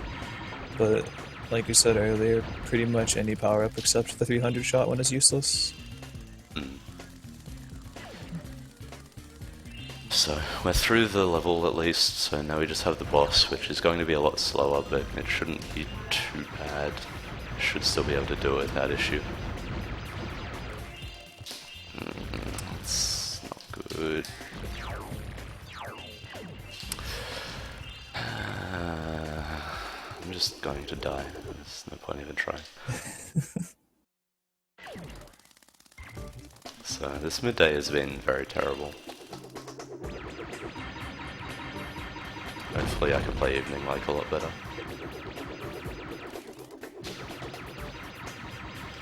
Evening has 2 of the hardest levels in the run. It's got Lost Fleet, which has a lot going on in it, and there's a lot that can go wrong. Well, I guess 3, if you count boxing as hard. And then there's Fireworks Definitely Factory. Yeah. It's basically an RNG challenge that can lose you a lot of time. And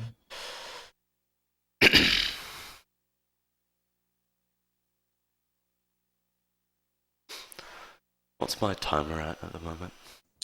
it's 1:31 on stream, so like 1:35 or something. Or 1:30, 1:35.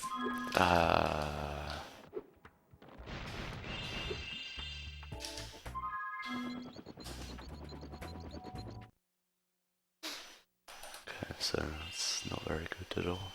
Out of 131, my PB gets a 126.30. Let's see. You are 2 minutes ahead of my PB, so you're still fine. Don't worry. Not bad. Listen to me, Drake.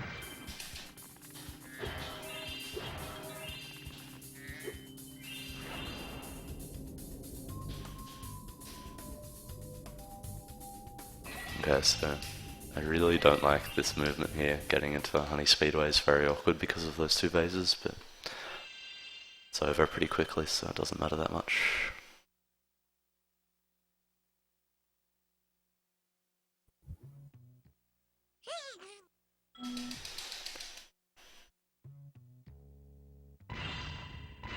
So this time attack is quite difficult in that it's just very awkward to actually get everything. Or at least I find the movement rather awkward. Yeah, with the different time trial, Yeah. it's all very weird. You don't really grab anything in the correct order. You're going out on different tangents all over the place. So I missed a boat there, it'll lose probably 10 seconds maybe. I'm not actually all that sure how much it's going to lose missing that.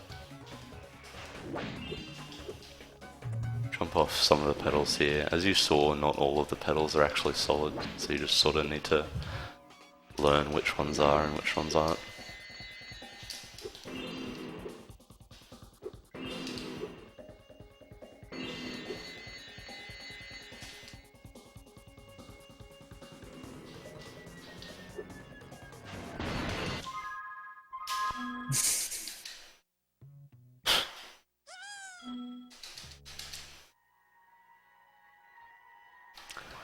I don't think I've seen anything look nearly as terrible as that because I have chat like full screen. So it's just like 2 lines of lol lol lol. Not even nearly a pyramid at all. Yeah, it doesn't look right, and I don't have my chat edited at all.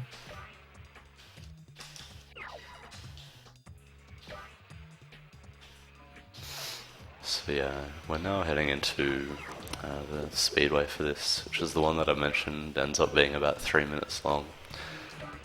There isn't even really anything exciting about this. This is definitely the worst speedway in my opinion by quite a long shot.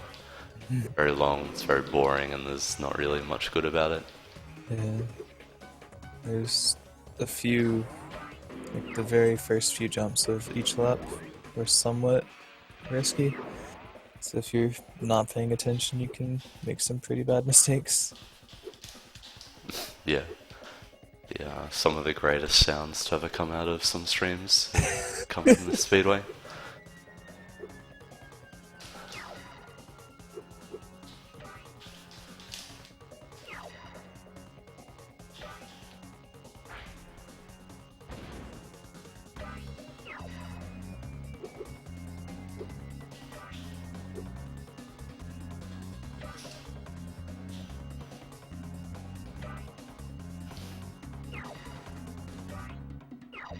I gotta say, this is probably my least favorite pasta ever.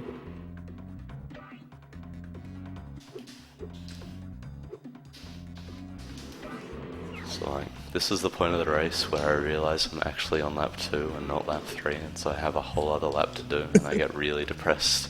Yeah.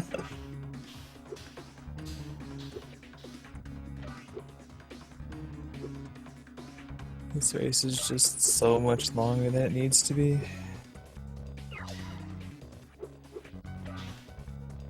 And like, it's just ridiculous how the bumblebees aren't even like, where are they? They don't exist. Like, you pass them on the first lap and then they're just gone for the entire... It's like, not even close to being challenging. Yeah.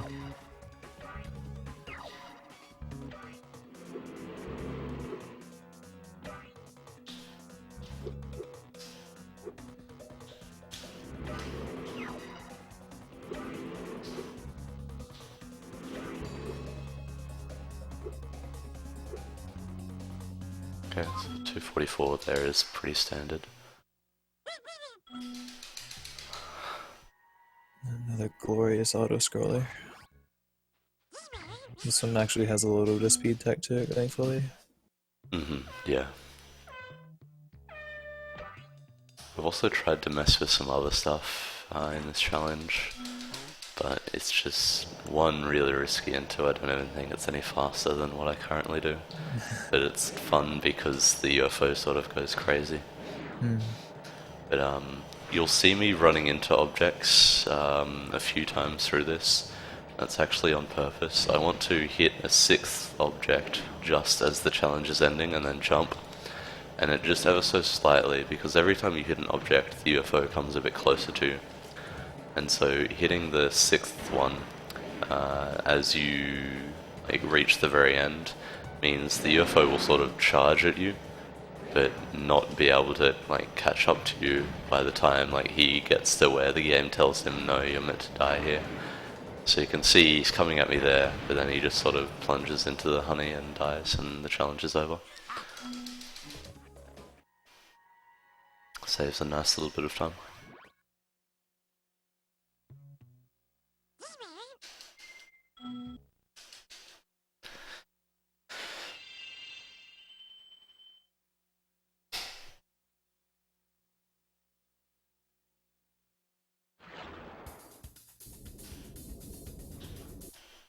So I'll head into Charmed Ridge, which is actually a pretty nice level in my opinion. I like the style of it, and it's quite fun when it goes well. Yeah, this is another level with a mystery jar, so you're gonna see us Spyro. leave a bunch of stuff behind, because we're gonna have to make a second pass through the level.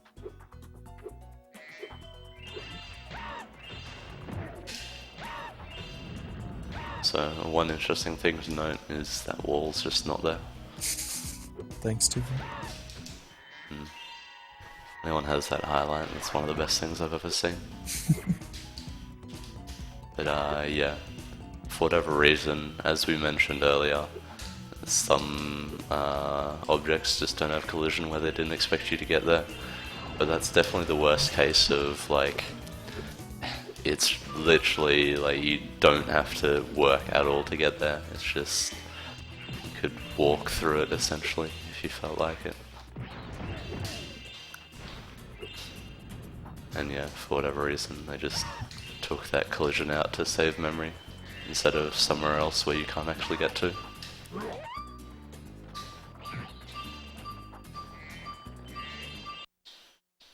So now we'll highlight into seeds, which is a broken mess of a challenge. Yeah, I don't like seeds.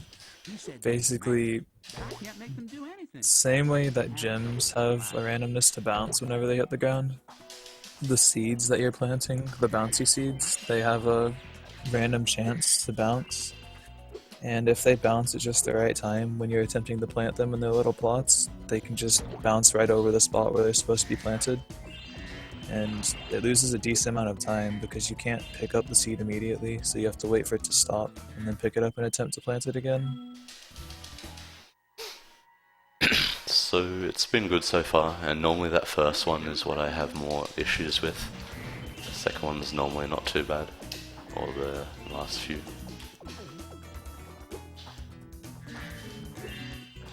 He's just doing spin jumps to get up on a couple of them. It's the same thing as any other spin jump. Yeah, it's a little awkward with mushrooms because they're sort of an odd shape, and you need to like hit a certain part of them with the spin jump. Can cause some issues, but normally they're not too bad, and that was pretty good.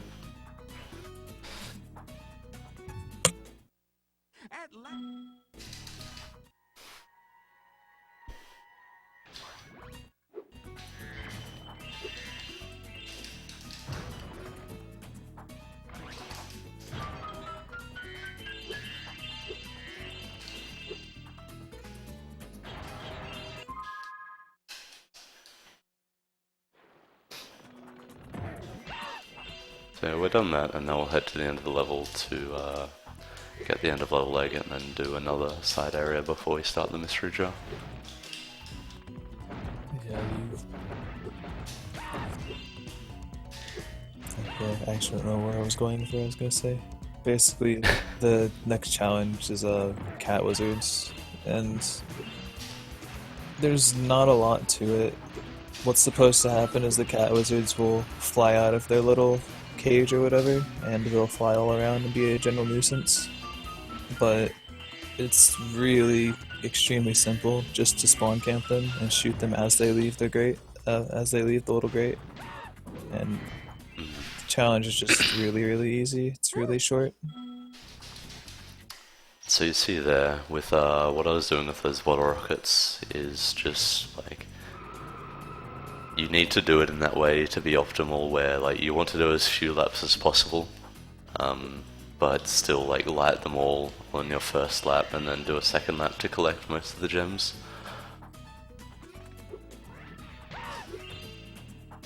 And so an interesting thing with them, with the tasks, was that he ended up doing that area too fast essentially. Then when he went back, the bottle rockets had respawned because he didn't actually see the explosion of them. So he needed to retest the area and just purposefully slow himself down.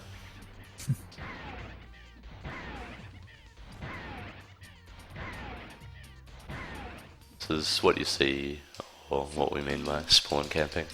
The only really difficult shot is the first one. You need to time it a bit better than the others. But after that you just sit right up in their grill, and that's really easy. It's quite a wide window to actually hit. I must admit.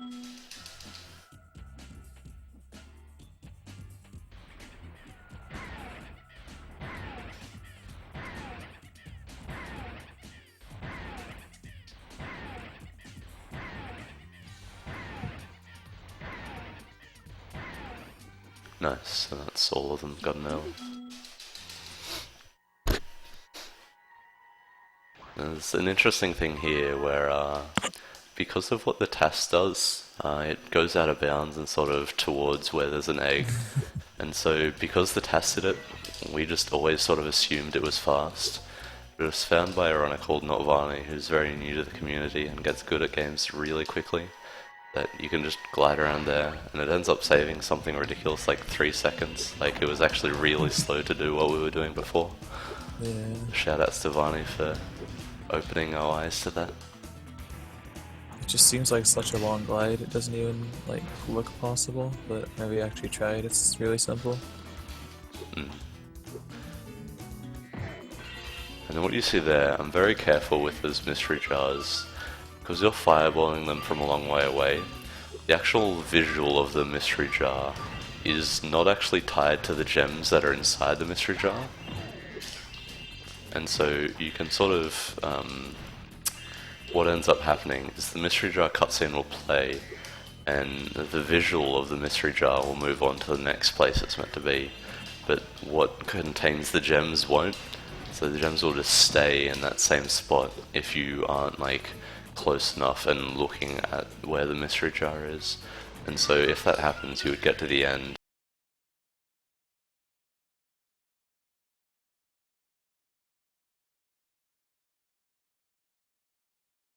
Then when you flamed that, the gems wouldn't actually pop out. Awesome. I'm hoping that's right at the end there. Yeah, there was a green gem I thought you might have missed in the bottom of the area.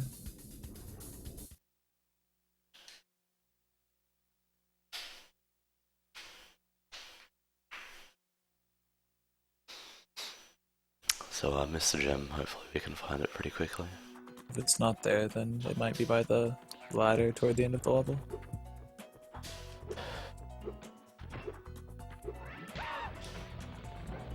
Oh, it's a 5. Okay.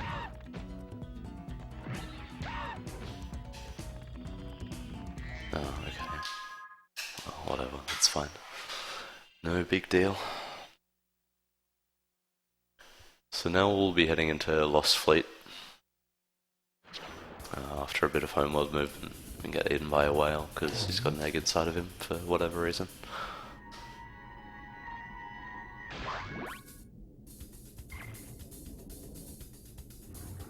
We'll do a lap around this sort of area where Charmed Ridge sits and get all the gems, and then head into Lost Fleet. Yeah, Lost Fleet's, I think it's the longest level in the game. I believe so, yeah. There's just lots of little mini games. Like, not lots, but there's very long mini games. Yeah, so there are 2 mini games in here that both take around 3 minutes to actually do. Be careful. And so they just increase the actual length of the level insanely. Like, the actual level isn't that long itself.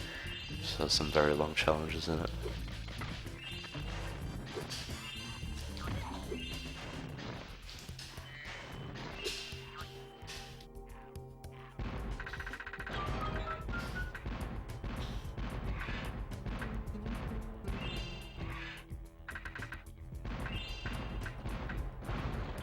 So those vultures move on a constant cycle from when you enter the level. So it's predictable where they're going to be, and so I sort of plan around hitting them both where I hit them there, which is nice. I am pretty sure that's just about the earliest cycle you could catch. I don't think there's one that you could have a bit faster movement for to make.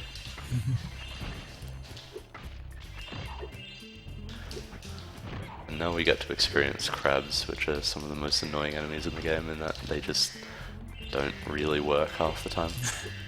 Yeah, their hitboxes are really frustrating. You want them to charge at you so you can continue charging and not detour for them, but they're really bad at aiming at you, so they'll like veer off and attack in the wrong direction and stuff, and it actually makes them go further out of your path. You can attempt to flame charge them, but a lot of times that'll just get you hit. Yeah, and they're actually quite tricky to flame charge. You need to be very close to them. For whatever reason, like probably another thing with the hitbox, it's just very precise to actually get flame charges on them.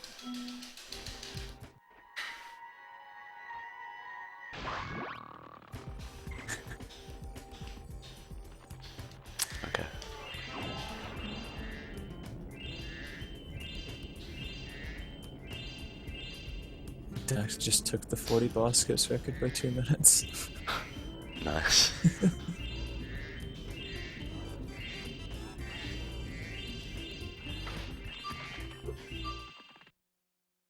So yeah, here's the first challenge we were talking about, which is skate. So you need to do 2 skate challenges.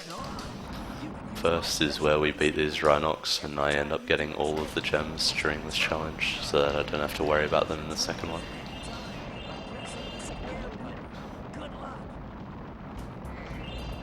Yeah, I think the task leaves pretty much everything behind for the second challenge because you can do it at once and it's gonna have to detour for crabs anyway. But whenever you're doing it as a human, it's a lot nicer to not have to worry about so much in the second race because you have to do those detours and it cuts out a little bit of your time. So yeah, essentially with doing this challenge well, you need to work in enough tricks so that you're essentially not stopping your charge or the boost at any time during the race, which can be quite difficult to fit in enough tricks for that.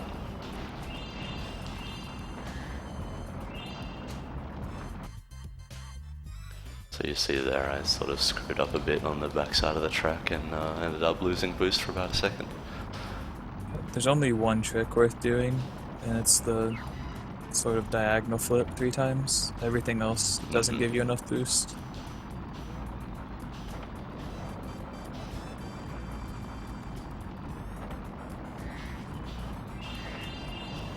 So now we have all the gems, and that was actually quite a good race. 127 is very strong there for getting all the gems as well. Now that the Rhino. So now we have Hunter, where we need to beat Hunter, which isn't hard, but we need to get all the crabs as well. Where, as before mentioned, they sort of don't really work all that well here either. And so if they charge at you, or if they don't, they can sort of behave in very odd ways and make it rather difficult to actually hit all of them. It's actually possible for them to hit you off of your skateboard while you're boosting into them. Yeah, I think it happens in the case where if you're, if it happens in such a way where the crabs miss you head on, where if you're boosting head on, you'll just like destroy the crabs. But if they miss you going head on, they can still sometimes hit you like on the side, and that will end up still knocking you off your skateboard.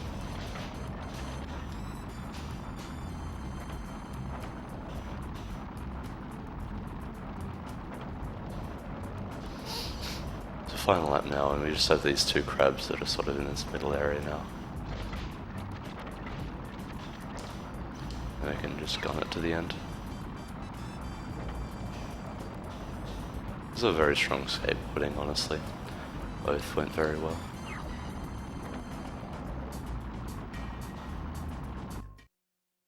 Yeah, 125 is very nice. Not bad.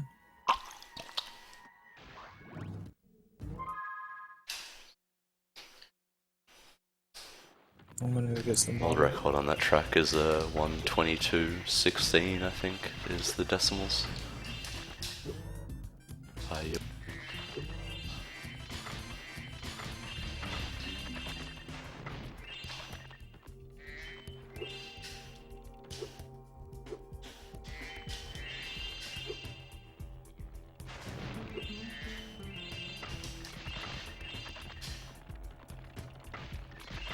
So this is definitely the worst area as far as crabs are concerned. There's a lot of crabs here, and they can sort of do whatever they want and be very annoying.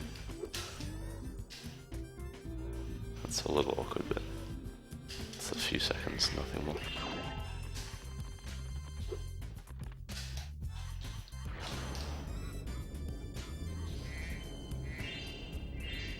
Yeah, sorry about any stream issues. It's all I can really do right now. It's better than what my internet was last year at least, so that's a step up.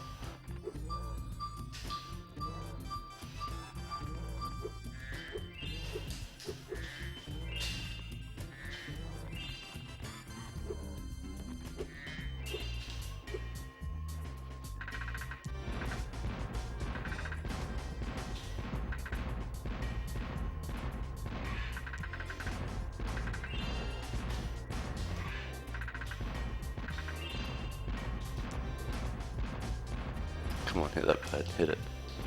Ah, damn, that's a shame.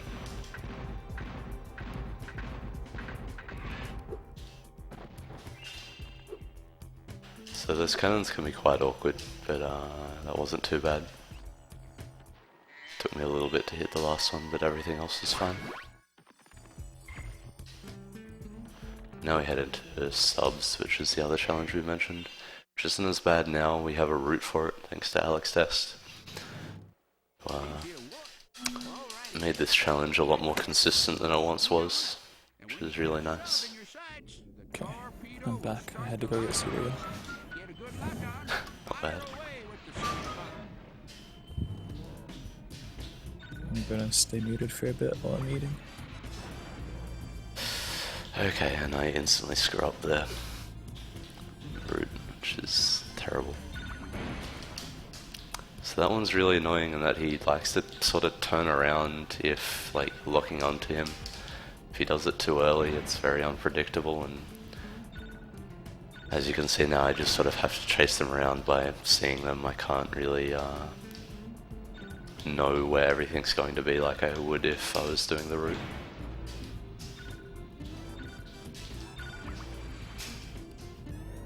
Please hit. Okay, cool. So, it didn't work out too badly in any case, which is not bad since I had to sort of do it on the fly.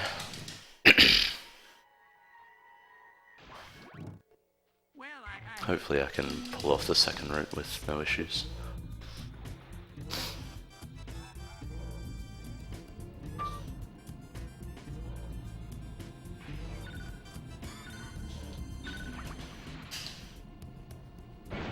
I find the second route a little bit easier as well, so it shouldn't be too bad.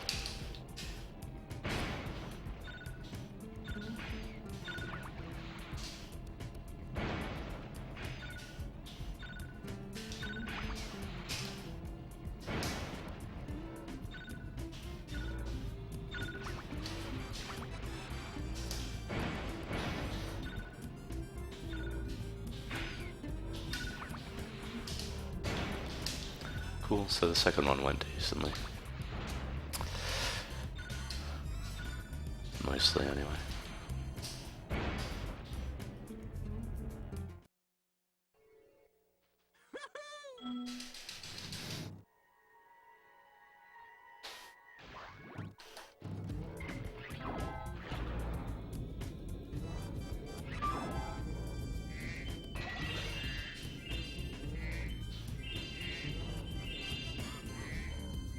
I'm pretty sure you have them in America. I really like Chex. I think Chex are a pretty good cereal.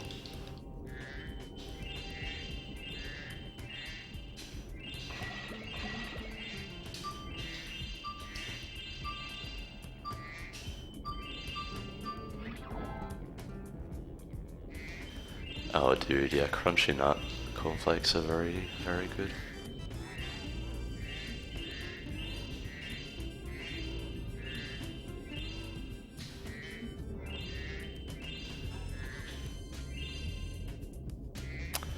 Okay, so I've missed a gem somewhere in this area, which is very bad.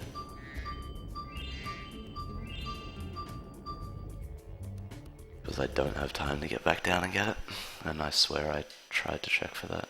It's a shame. Doesn't lose too much though, so whatever.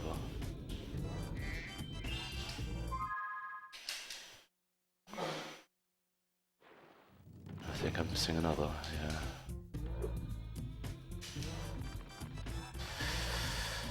So, okay, I know which one it is as well.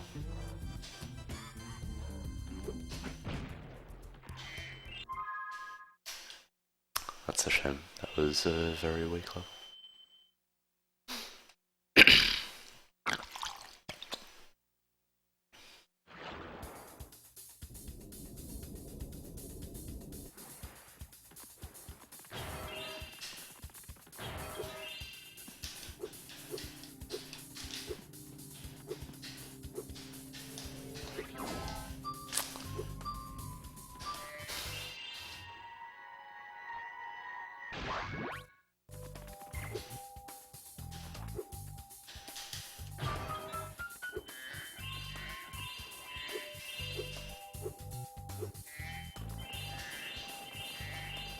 checks for like these honey flavored pillow things that just have a bunch of holes poked through them.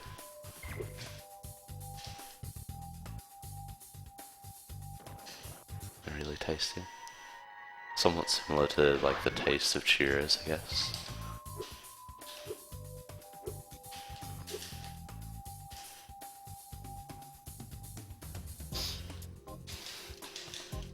And I guess here's another out of bounds entry into one of the side characters.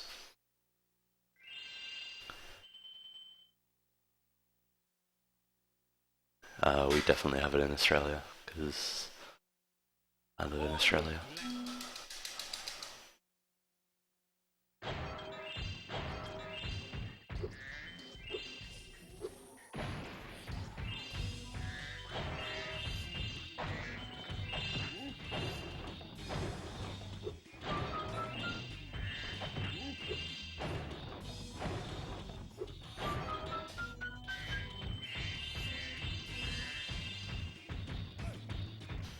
But yeah, so there's not much interesting to talk about as far as Bentley goes.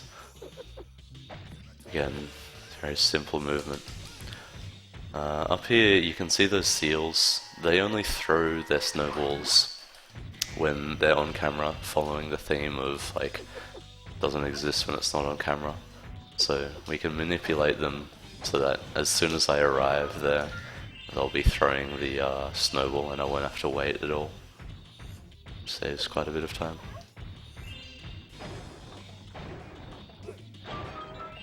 And this level is really prevalent with what I talked about Bentley being able to just stand essentially on top of where he breaks a chest and get all the gems from it.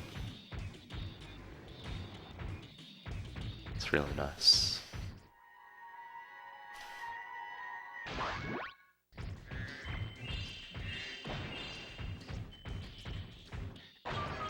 So, missed that gem there because I got too far away. Just have to duck back and get it. It's not too big a deal.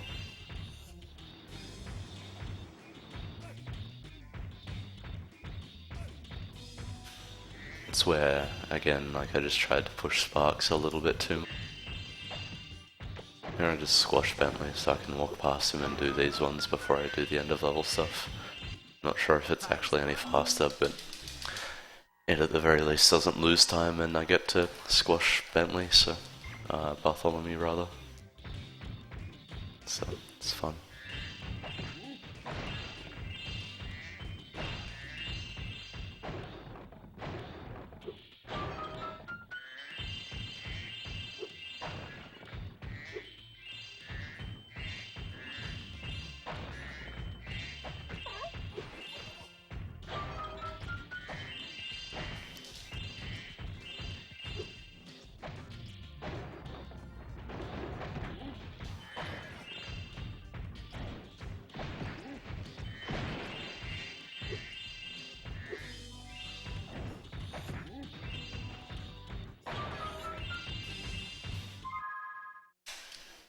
Okay, didn't miss gems.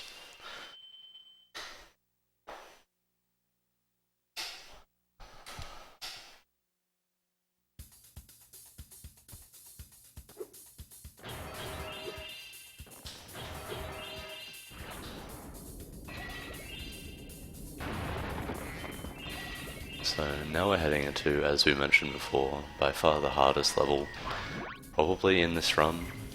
And it pretty much stays true for every category, where this level is just difficult all the time, no matter what.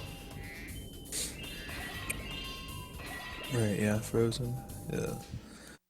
This game has... Fireworks. Oh, yeah, shit. Fireworks. Yeah. Yeah, I guess that's true. Yeah, Fireworks just has a lot of really awkward positions, and the ninjas are hard to deal with. Everything's just pretty difficult to deal with, and the mini games here can burn a lot of time if they don't go well. So what I went for there was Firefly Proxy. We don't have an exact number on how much it actually saves in this category, but we assume it does actually save a decent amount.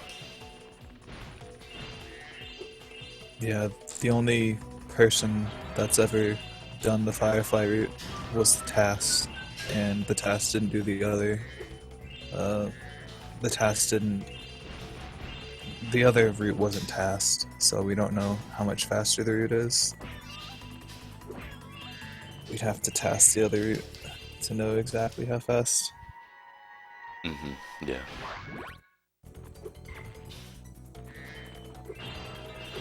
Being on green sparks here is kind of scary because this level has quite a lot of stuff that can go wrong. So I'm just hoping I can get to another sparks before anything bad happens.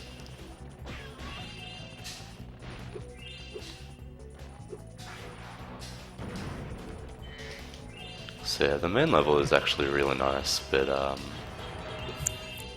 in general, the entire level you're just worrying about one of the challenges. It looks like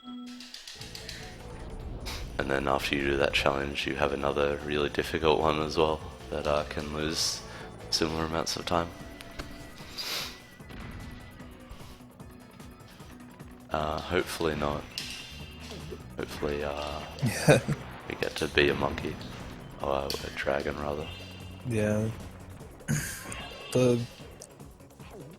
Whenever you're transitioning into a side character area within a level, there's a frame before talking to them where you can pause buffer and skip their conversation.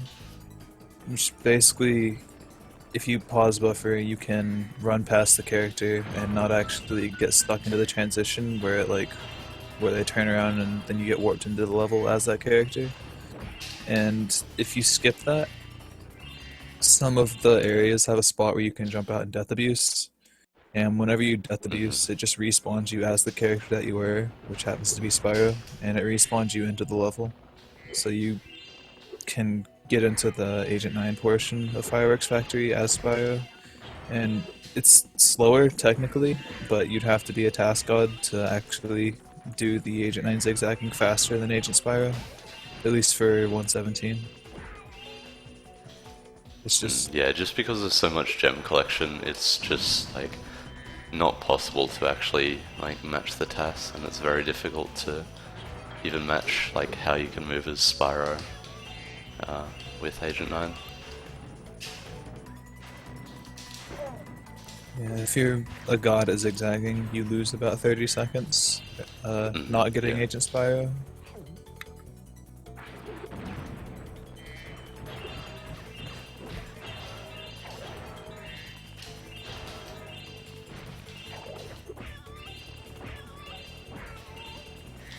This is just Ninja HQ.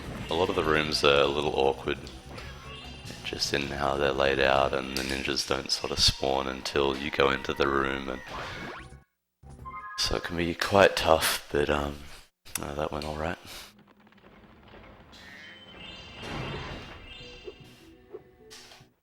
it looks like this.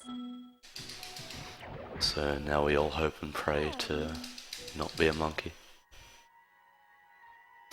This is another case of skipping into a side character area that we don't unlock until the next homeworld to avoid backtracking. Hey, Spyro!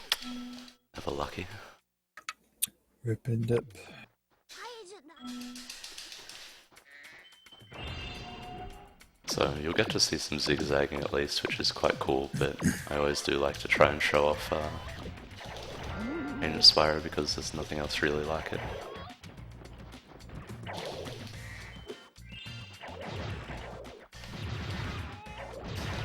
Yeah, it's just one of those weird skips that doesn't really make any sense, but it works.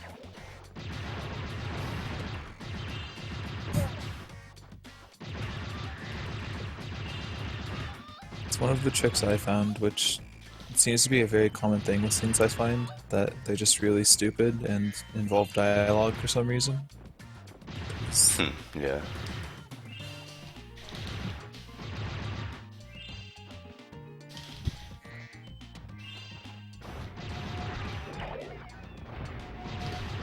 Okay, so that was decent starting. That's annoying, not getting hit there.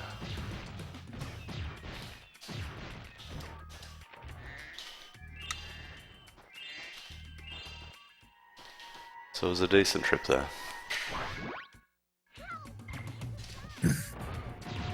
Yeah, I don't remember if we said or not, but you want to get to the end of this challenge as fast as possible at the beginning, because there's some gems that don't spawn until the second trip.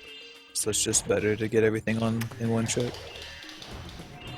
Except for this one room here, which just sort of becomes like impossibly difficult on the second trip. Yeah, there's certain enemies spawn in different spots on each trip, and on the first trip there's considerably less. So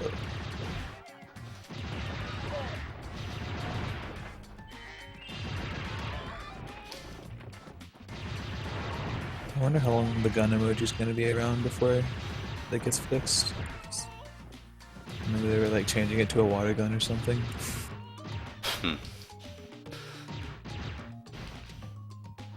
I don't know, just don't be oversensitive.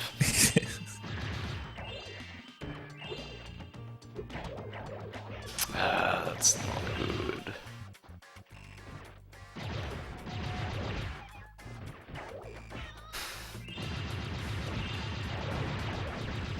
I really need you, Firefly. Thank you. No, this is not happy fun times. This is annoying because my last few Agent 9s have been very strong. Even though I didn't get Agent Spyro. This one has not really lived up to that. Being Sparksless here can be frustrating because your field of view is just cut down so far and you can't actually see your character, so grabbing gems that when you can't see your feet without sparks can be a bit of a pain.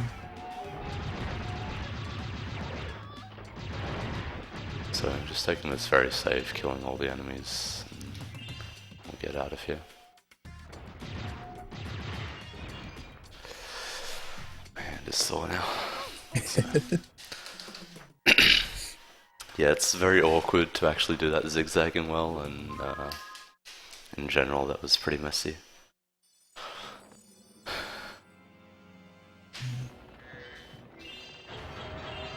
It's a hot band.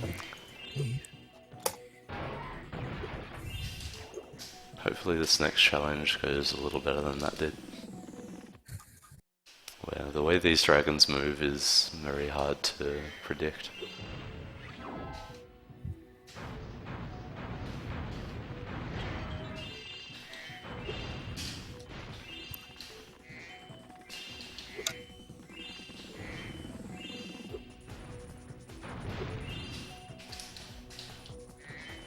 Yeah, the dragons react to your position in relation to them somewhat, but as of now, I still have no idea what logic they use to go in any direction. They just kind of choose where they want to go.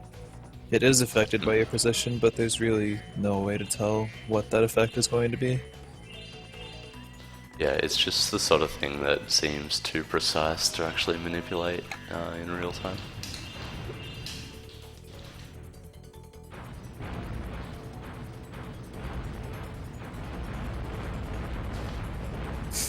Oh boy, I took the only ban.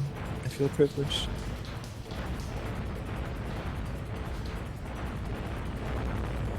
So that purple dragon was incredible.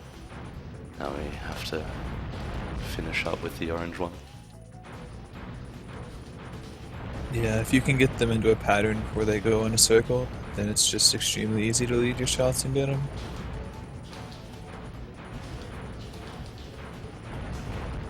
The dragons will actually regenerate health if they get away from you for too long, and that can be a problem whenever you get them really small.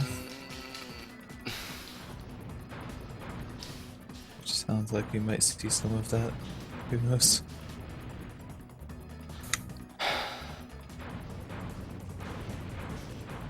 Okay, yeah, just go tunnel to tunnel. I love it.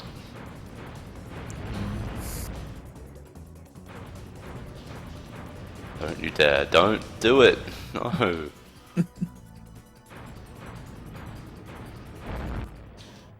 Okay, whatever. Yeah, once the dragons get smaller and they decide to do that awful pattern, it's really hard to finish them off.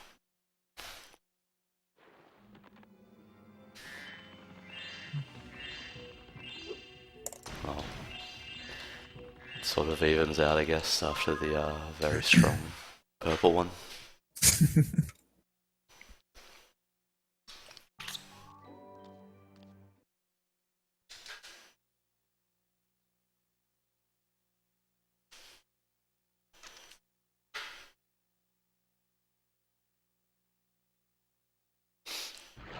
So now we have the only level I've ever given a meme split name to, because it's terrible and challenge ruins it completely. Yeah. The level, Frozen Altars itself, the level is actually really fun, and there's not a lot of bullshit to it. But boxing, boxing 2, and boxing 1 to some extent, the challenges are just. I don't know if they're RNG. I call them RNG because I feel like they're RNG, but they're just extremely definitely shitty RNG. challenges. And there's no reason that they should ever have existed.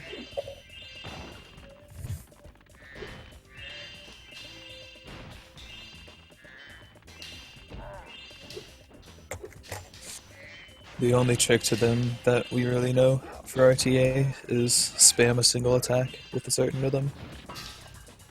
And pray that he doesn't combo you or block too much. So we got a proxy at the start there. Mammoth is very easy, and that saves a little bit of time just in not having to backtrack to, or not backtrack, but you would have to jump over to those 3 gems that I got at a later point, and it's quite slow because you need to jump over there and then do a spin jump and then glide back over before you continue on your way.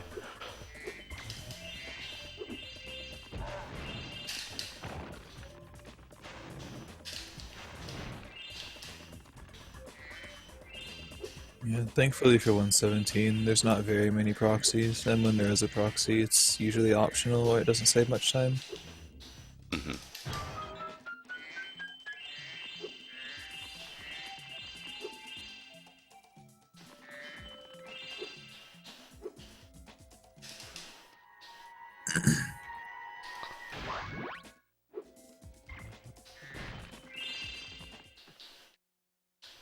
So now we are all unite in saying fuck boxing. Fat dummy. Fuck Oh, boxing. Go and show him not to mess with us. Remember the But we just jab, and there's an interesting thing where if he's guarding and you break his guard with a jab, it will actually deal as much damage as a more powerful shot, but still only use the stamina and like speed of a jab. So you sort of want him to block, but still break through that block to do damage really quickly. Yeah. I don't remember who it was, but a long time ago I remember someone saying that he was taking double damage because he was hitting that spike in the background with his head. That'd be pretty amazing if that was the case.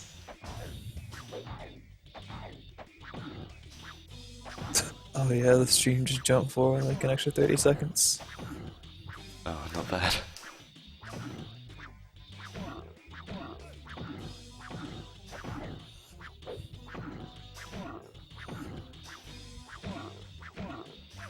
Yeah, Walkers is not here, so I guess like anything like that is probably like the stream randomly buffering.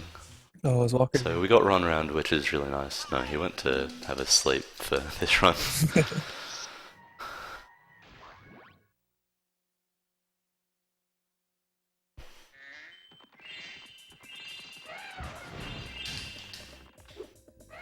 So are we just praying that nothing goes wrong? Pretty much, yeah. Nice. For the second time this marathon. For Wally's run, Jake wasn't even at home, and then his stream crashed. Oh.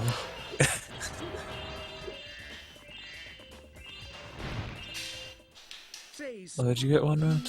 I wasn't even paying Yeah, I attention. did.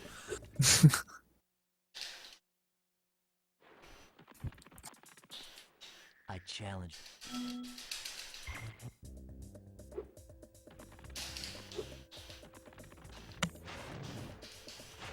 Okay, pivoted the wrong way, but that's fine.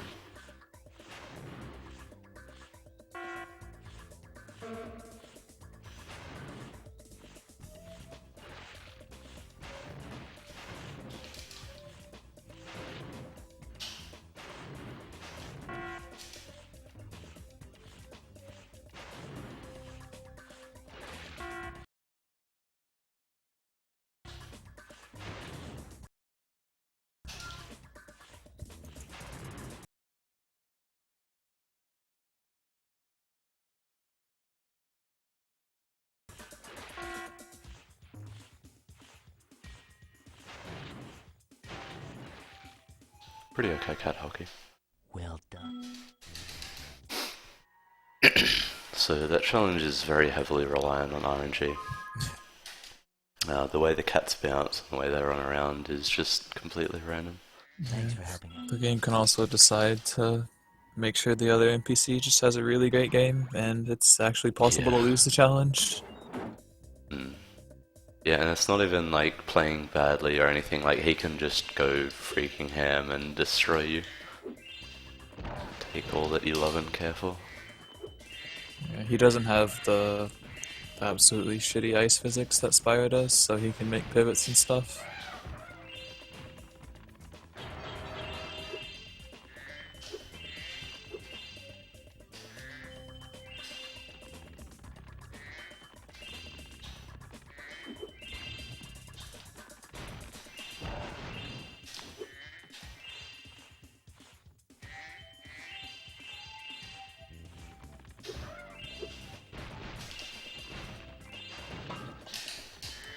So that's the case of a flop. I've probably shown it off somewhere else, but I don't think I talked about it other than at the very start of the run, where I talked about how it just sort of makes your belly really slippery and you can get up on that ledge without needing to freeze an enemy or anything.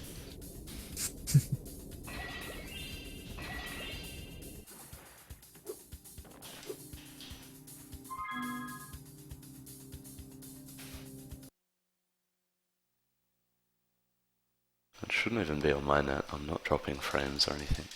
That's it. Yeah, it's cutting out on hitbox. I don't know why.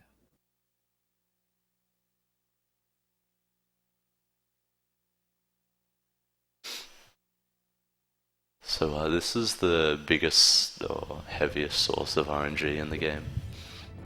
This fight can go very, very poorly. Essentially, you can get two kinds of rockets. You can get red rockets and you can get green rockets.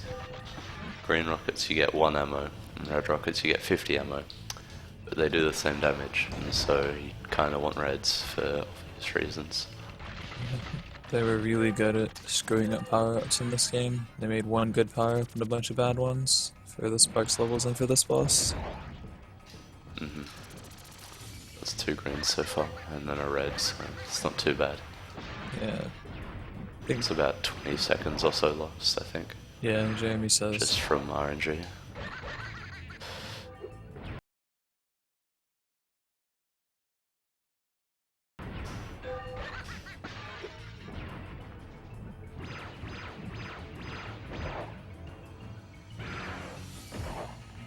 Which, in this category, isn't too bad, but when you get some of the shorter categories, 20 seconds, then you lose completely to RNG, feels pretty terrible. So this was a really bad fight. I had bad RNG with the weapons and with the enemy spawns.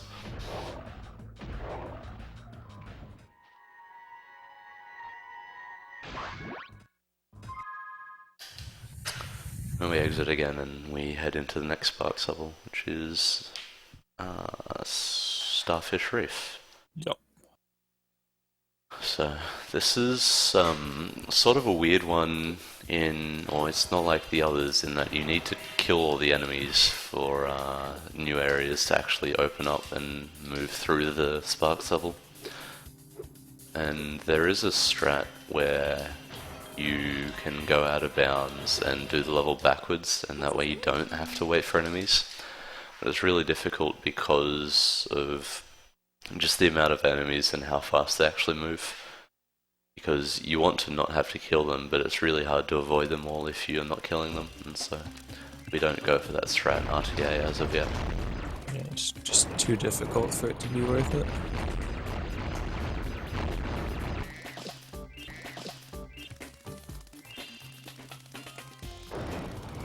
Yeah, I would guess it would save no more than 10 or 15, and at this point, without practicing it too much, it's just way too much risk.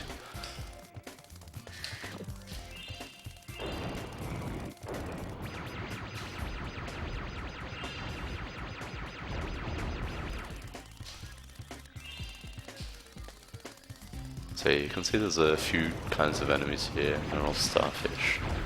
Spawners there, and then the big ones split into small, really fast moving ones. and the little ones are just slower moving and very large in numbers though. And then you've got these eels that shoot fireballs at you but don't really pose too much of an issue normally.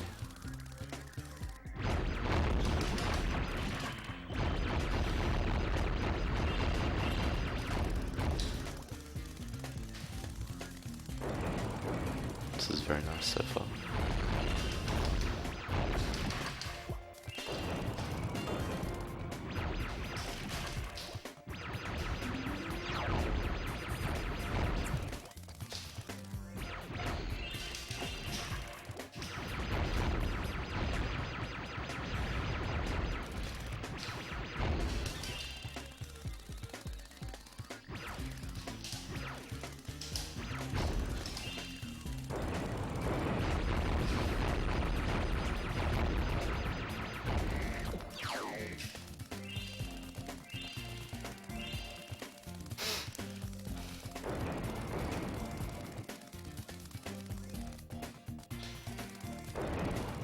So you saw there, I avoided that butterfly earlier, and there's a lot of people who don't actually avoid that and get it earlier.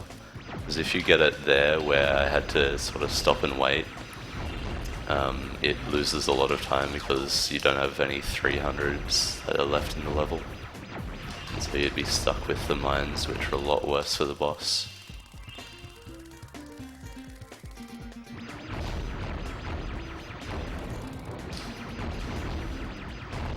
I think around that point, I'm usually nearly out of power up, so I just grab it just because. Yeah, it's not a huge deal, it just is a little bit faster to still be able to use some power up in the next room where you grab the 300, or the second 300 of the level. So this is probably the most interesting Sparks boss in my opinion. It'd either be this or the one in Midnight Mountain. They're both really cool bosses. Yeah. Really fun to do that one well like that. It's not so much just like go get up in their face and like spam, you sort of need to be a bit more precise with it.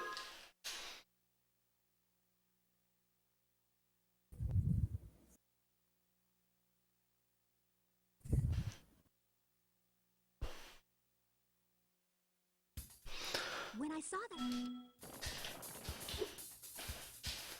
So that's evening done, and now we're on to the final homeworld, which is short levels with a lot of ridiculously over-gemmed areas. They are very clearly sort of started to run out of time here and wanted to continue bumping the gems up, so they ended up with a lot of short levels that all have like 700 gems in them, and so there's just 10s and 25s and 5s everywhere in all these levels. Spyro.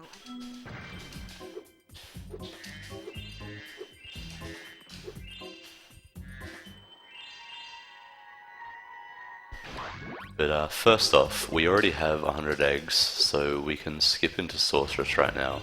And we do this so that straight afterwards we can do the Sparks level for this homeworld straight away.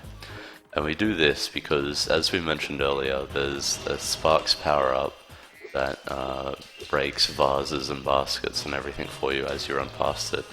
So that saves a lot of time in not having to worry about any of those things. And so you really want it for all of the levels in the final homeworld. It can save quite a lot of time if you use it effectively. You did it!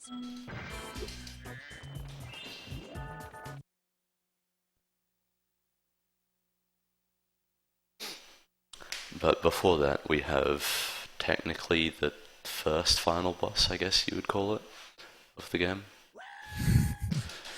Which is a fight where you use tanks, cannons, and UFOs. Hopefully no UFOs to beat the Sorceress.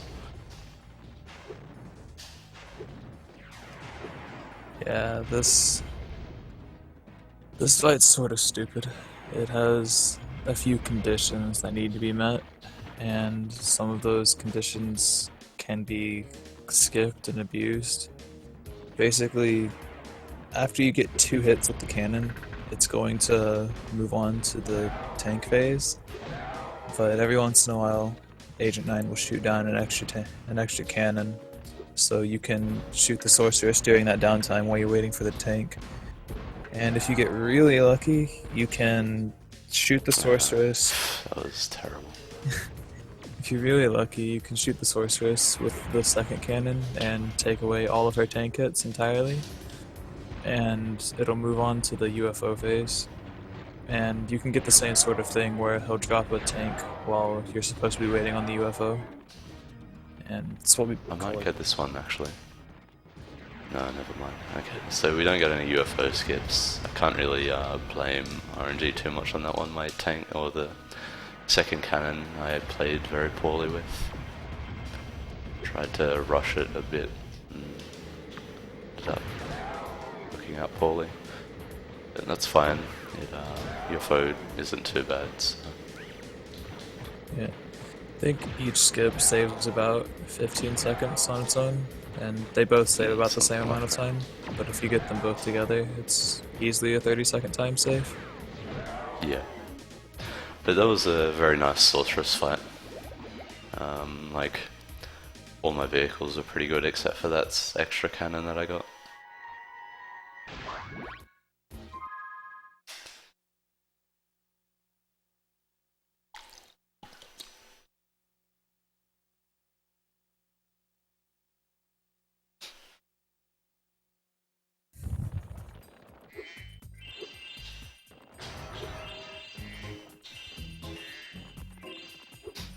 And so now we head into the last Sparks, which is Bugbot. I quite like this Sparks level. Yeah, it's my favorite. It's not super difficult, and there's nothing that you really have to wait on. Everything's just really fast.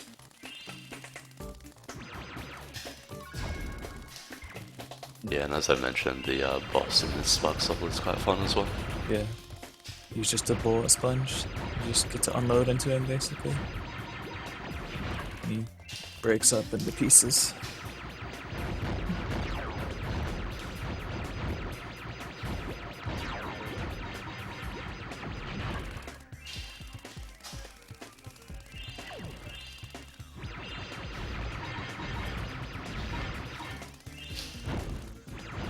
So you'll see there, I sort of do a little backwards and forwards movement thing.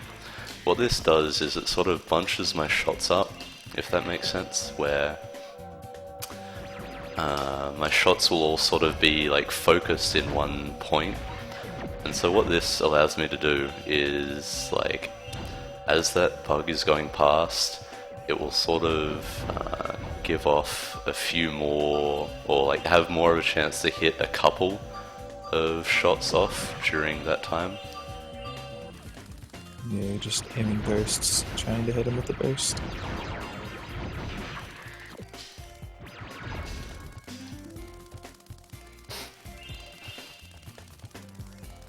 So, if you're like super optimal, you can take that invincibility to the one in the middle. I wouldn't have had to stand there and shoot for a while, but it's very difficult to be that, like, get that strat.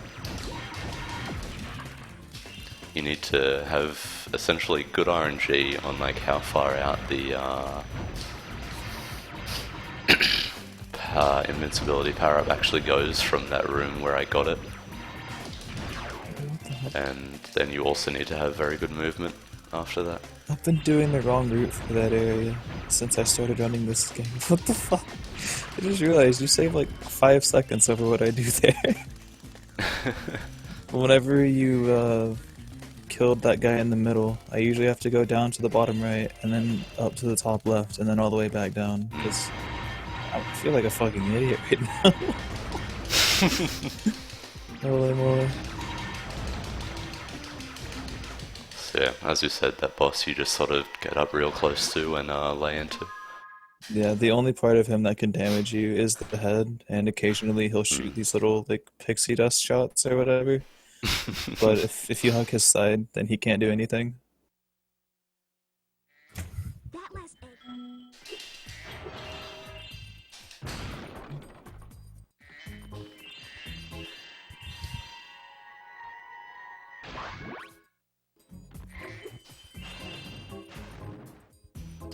So now you'll see immediately I can just sort of run past all of these things and Sparks just breaks them for me.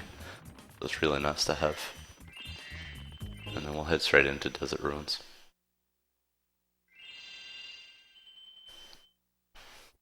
So Desert Ruins is a really fun level, especially now that there are some challenges, or a challenge in it that we have a route for. And it's like, I don't know, I've spent a lot of time grinding it lately just because it's actually like really fun to grind. So we get up there, it's called Crimson Chin. Get up on the chin and just do a glide and hover.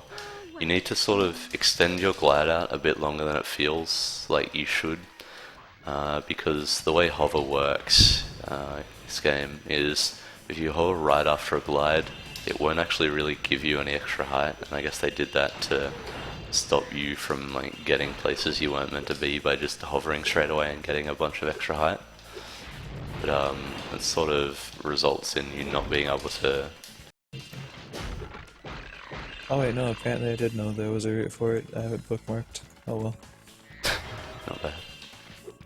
Epic memory.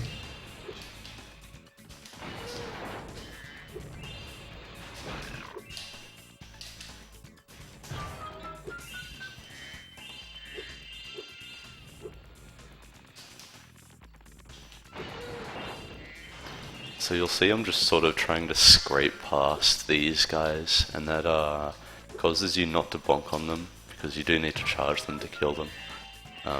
But it also means that like the gem home's in, and so makes it a lot quicker.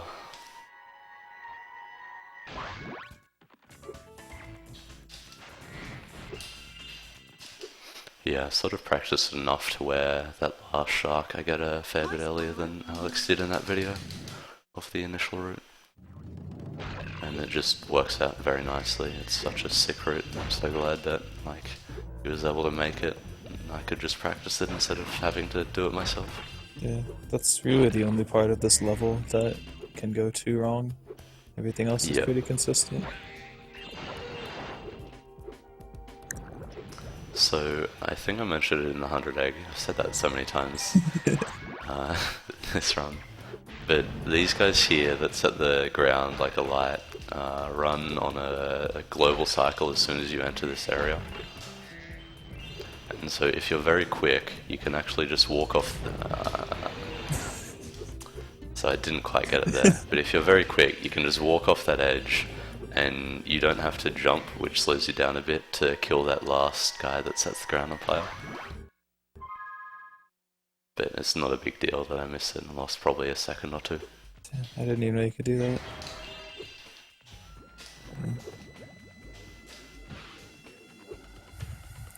So just a damage abuse to get up here. And then I'm pretty much towards the end of the level now. I think I might have to retime this. This is very strong.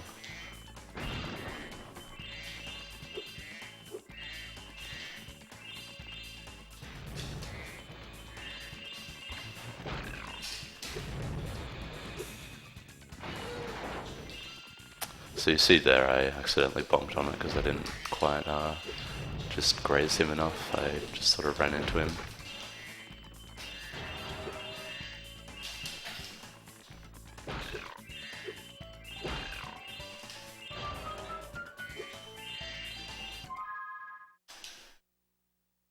Nice. Yeah, that was a very, very strong Desert Ruins.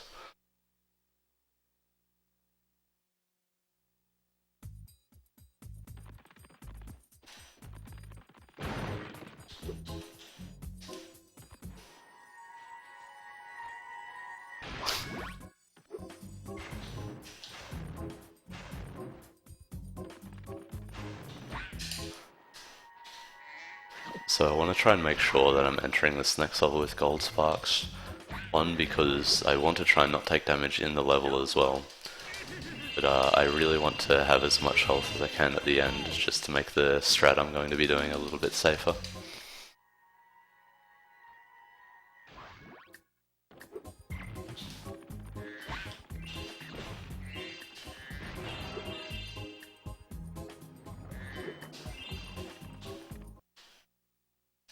Yeah, Agent 9 is a very broken character in this game. His strafing allows you to go extremely fast. Yeah, and we'll get a better idea of it now that we can actually see his body. Definitely conveys the speed a lot more than when you're in first person.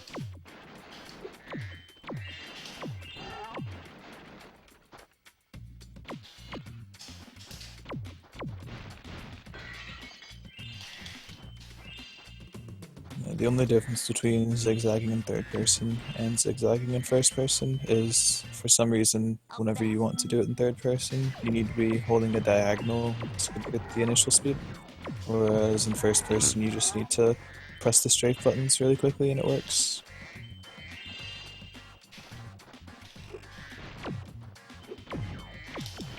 So you can just see there the amount of speed you can actually get.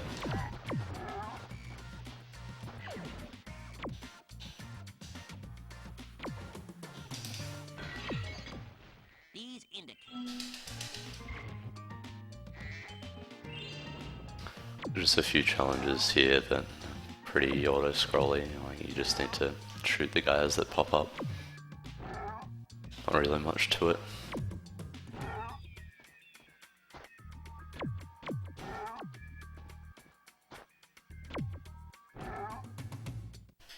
You clear?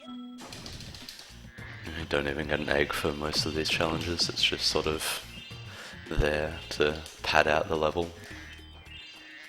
Yeah, if it wasn't for the professor, this level could be really quick, but the bullshit he makes you go through takes a long time. Nice one. So we get an egg for that one, and then we do the same thing again and don't get an egg for the second one for some reason.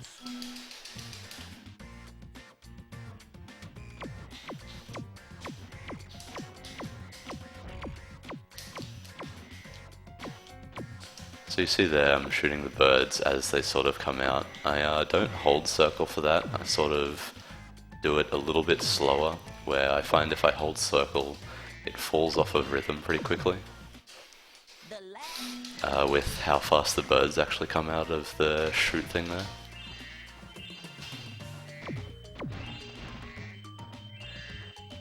But yeah, just trying to hit as many as you can before, or like as they come out of the pipe, so you don't have to worry about moving your camera around and shooting them inside the nests.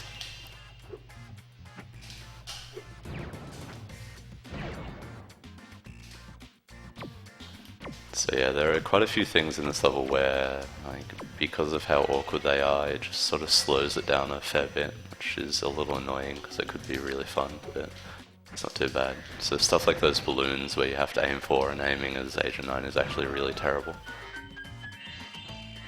It's very hard to control, where essentially it has mouse acceleration, where like it starts off really slow, but as you start moving more it speeds up. So it makes stuff like this challenge and hitting the balloons really quite difficult.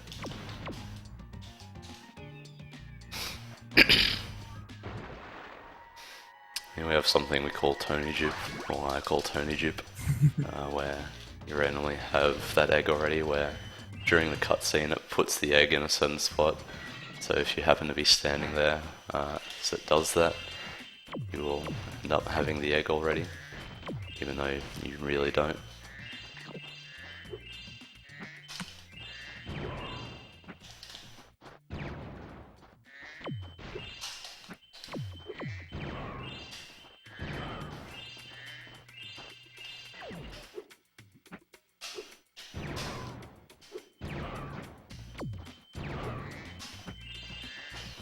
Very strong Agent 9 as well so far. Thank you. Yeah, hopefully back to front goes well. There's a chest at the beginning of the level that you need bombs for, and the quickest way to get there is just to go from the back of the level all the way back to the front of it. But it requires getting a decent zigzag and making a jump over the lava. I've never had one like that before. It's odd.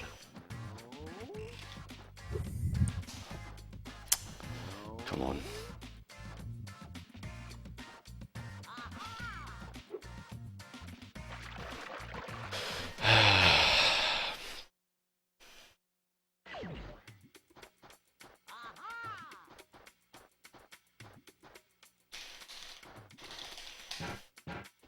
So this is going very...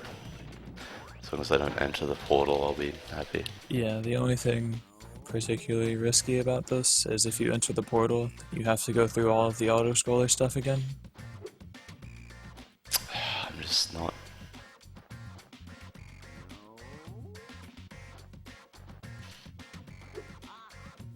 There we go. Okay, so that's what I was trying to do that whole time. So it took a very long time. It's a shame, but still get to show it off, which is nice.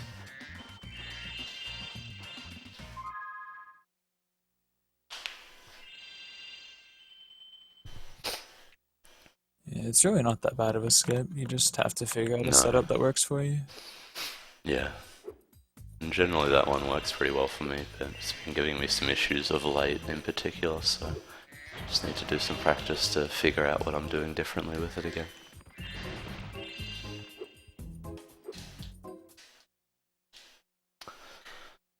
So now on to Crystal Helens. Which is, there's sort of some themes with some of the levels in this homeworld where it's almost like they're intentionally trying to slow you down with some of the ways the enemies are designed and different like gem things you need to get are designed. So these enemies are very annoying because like they take their time to explode and you need to like wait for that before you can get the gems. Yeah.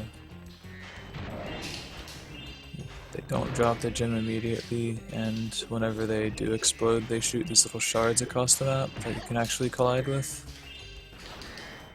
Yeah.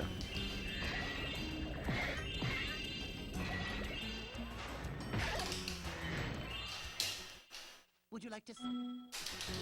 Cool strat here where the collision for those gems he makes sort of appears straight away. So even before they're there, you can just sort of use them to jump straight over. Saves a fair bit of time from waiting for them.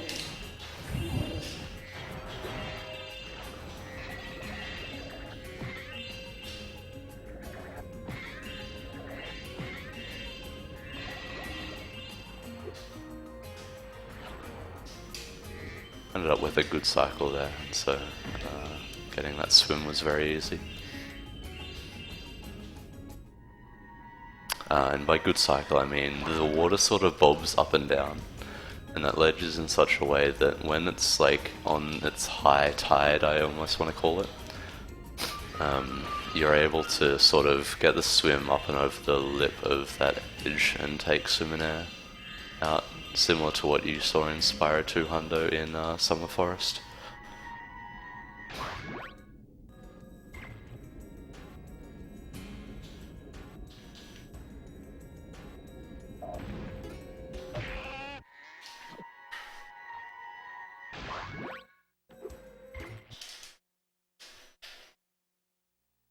Good evening.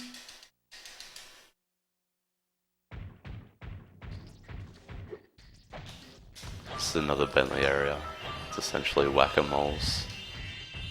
First we'll grab the bunch of gems that they had to put in because, you know, they had to fit a heap of gems in. So they just put 4 breakable chests. A light pat on the head should sort them out. But watch out. And then we'll go into the moles challenge, where we'll be aiming to get all the gems that are in here during the challenge as well.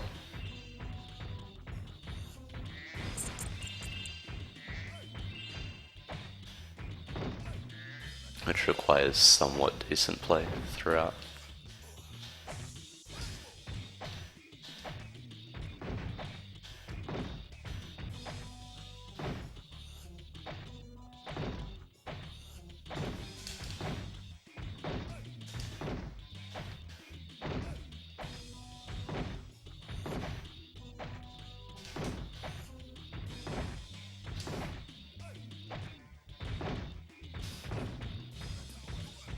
so this should be fine.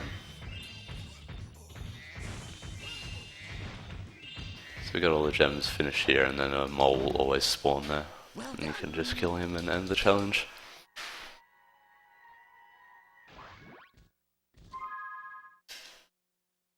Yeah, the mole will always spawn there, but if you're really unlucky, he won't spawn fast enough.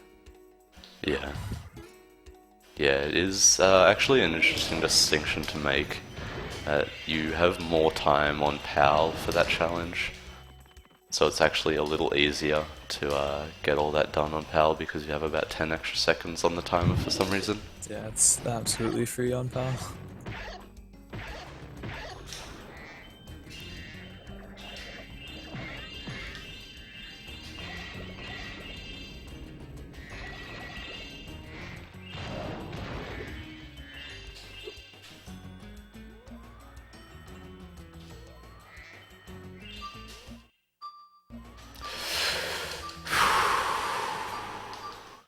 Here, you Okay. What was that noise? That was interesting.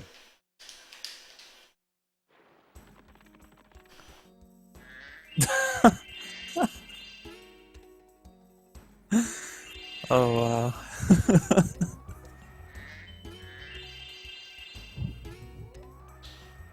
At least I remembered I had Superfly still. Oh, is audio completely off? What? No, it's not. I just unmuted and heard you going. Okay, nice. We got slide one sec.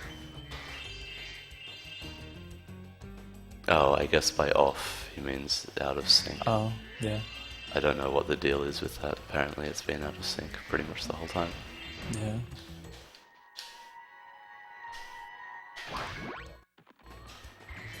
I don't know if they mean like game sounds or just mic. There's not much I can do about it right now. Yeah. It's almost over anyway. Go out with the shit show. No, I didn't want that to happen. How? So, because that 10 gem fell off the edge, I just sort of need to wait here for... Never mind, I missed another gem apparently. Whatever. This is fine. At least I didn't leave. I am consistently missing gems over in this area. This needs to stop. How are we gonna close this? Oh my god. No. Is there more?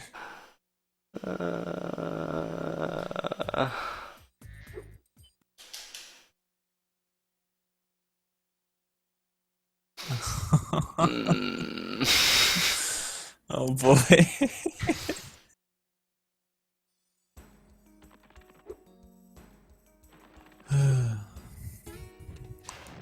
That's the third level of this gen, I guess.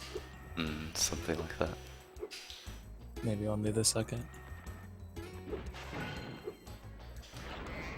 How did... Okay, cool. Good game. Gem from that vase underwater didn't home in. So, if Walker's is asleep and this is the last run, is the stream just gonna continue until Walker wakes up?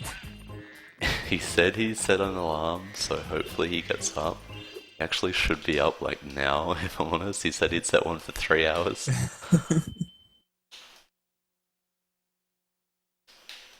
So, he should be up pretty soon.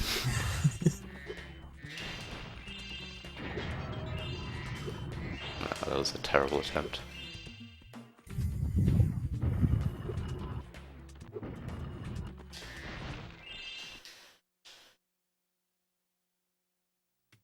one of those dogs with funny. Behind this. I'll be back in a bit. No worries. So yeah, this challenge is really interesting. Again, Agent 9, of course it's interesting because zigzag is ridiculous, but we can just get up on the wall, and this ends up skipping a huge amount of this challenge, where going through this challenge normally would just take a ridiculous amount of time. It's probably something like 3 or 4 minutes that skip saves, and it's really easy. So it's very nice that that exists. I see you.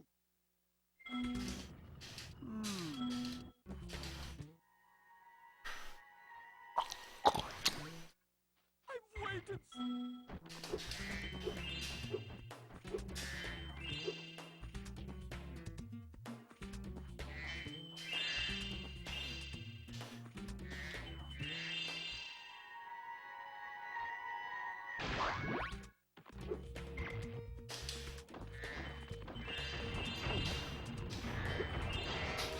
So we grab one of the snowballs, I guess we can call them there.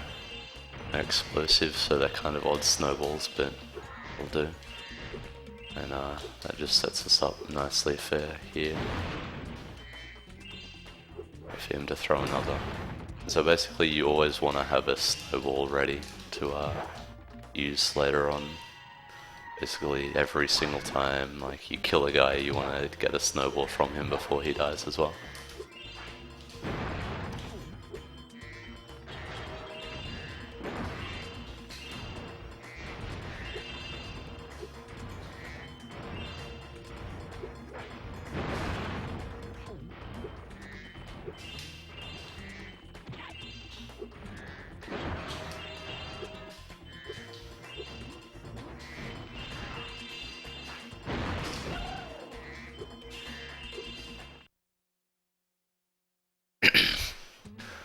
Now we have tanks, which is another... It's honestly a pretty cool challenge. It's very difficult to do well though. Basically when a strafe is the main movement here.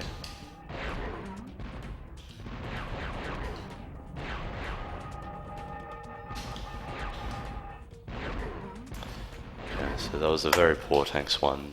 Because of the damage I took, it's going to make tanks 2 a bit harder. If I take any damage in tanks 2, this will be very awkward. My, such a brave reptile you are. But you'll need much more than bravery to win the championship.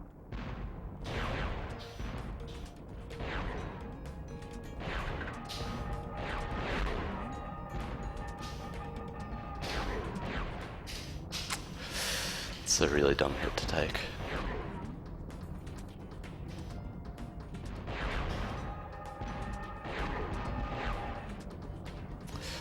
Okay. You may now. Let's try that again.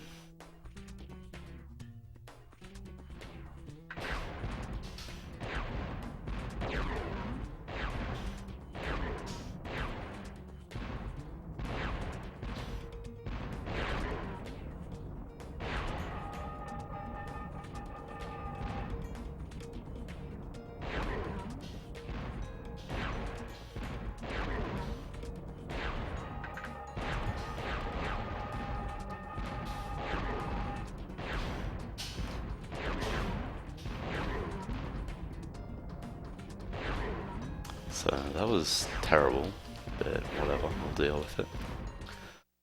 That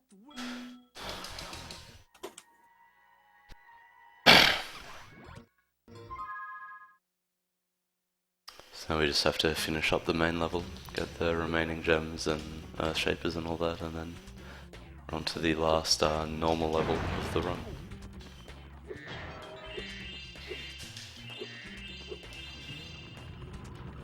I guess there's still super bonus round, but by normal levels I mean like the main levels in all the homeworlds.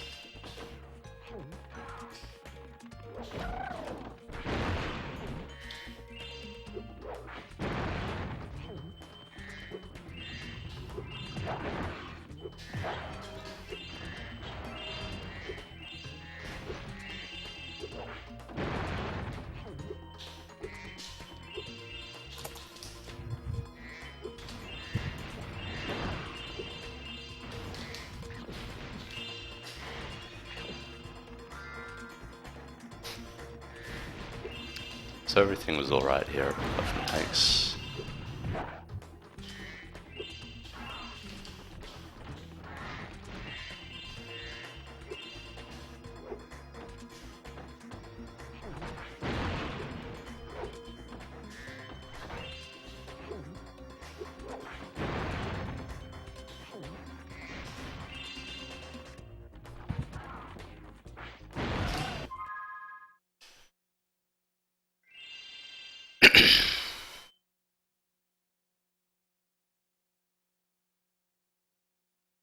So yeah, this is the next level that I was sort of talking about where, well, I guess in that level we have like the Earth Shapers that slow things down because you need to wait for them to throw snowballs at you and then kill them with that. And then in this level we have cactuses, which, or cacti, Cacti. that you need to wait for them to explode before the gems in them or inside them pop out, because, you know, that sounds like a great idea. Very good game design choice. Really fun. I get excited every time I get to see a little cactus roast. It's just so much fun.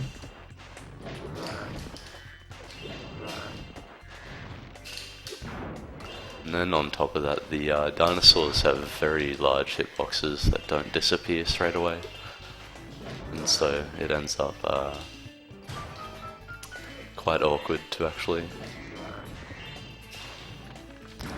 get their gems as well, because they normally end up like practically inside their heads and stuff, and very difficult to actually get the gems, because as you can see there, if you bonk on their heads, then, well, their heads are solid and so you can bonk on them. Yeah. Some really fun things that can happen if their head lands on you, because they can actually just proxy you that way.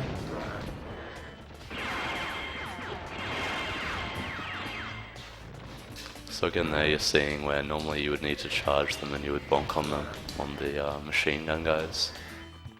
But you can do it in such a way where you just sort of graze past them and don't end up bonking, but get the gem to home in.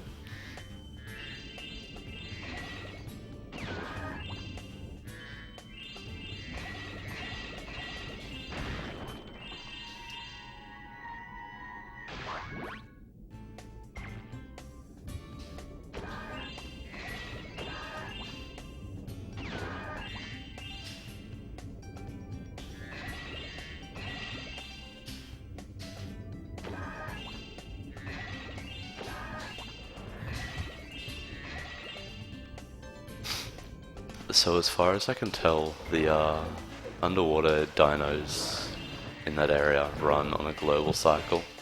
It's very hard to know exactly where they're going to be. Because like any difference in the way like you do the level seems to like change where they are lined up or where they are in their cycles. Yeah, those guys are really good at hiding. It's specifically the last two that are quite tricky to actually get well.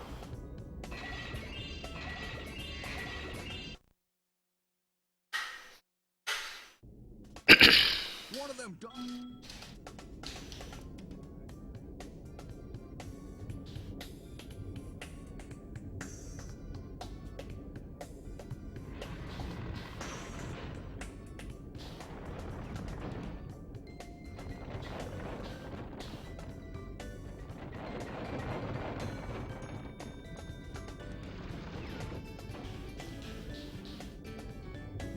So, just another wind tunnel. Still hard to control. Still annoying, but it's not too bad. It's definitely not as bad as the first one. Yeah, the first water tunnel, you actually don't have any control over your vertical position, and in this one you can go everywhere.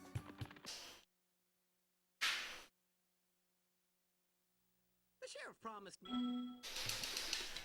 So now another really long auto-scroller, because they're fun, right?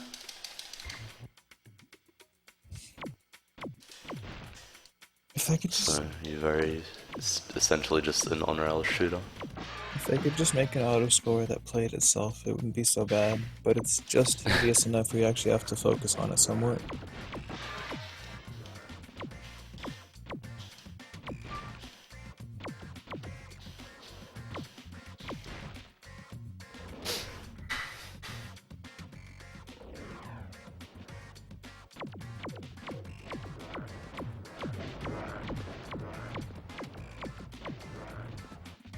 So the way this works is you can save some time by shooting the last dino of each like set of them a bit quicker, because that is what like the only thing that triggers you moving more is the last dino in each set. So you can either save or lose time by killing that a bit quicker.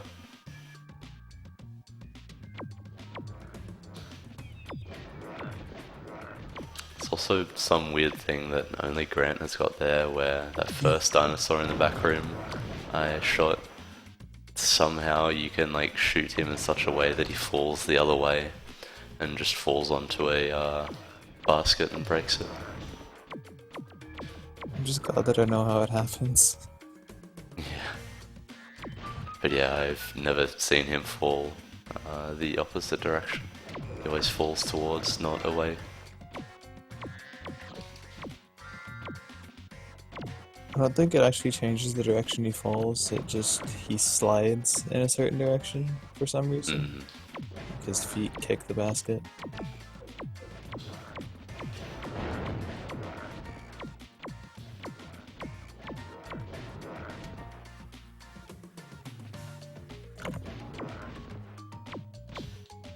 I don't know, I have a highlight of it, I don't even remember what it looks like though.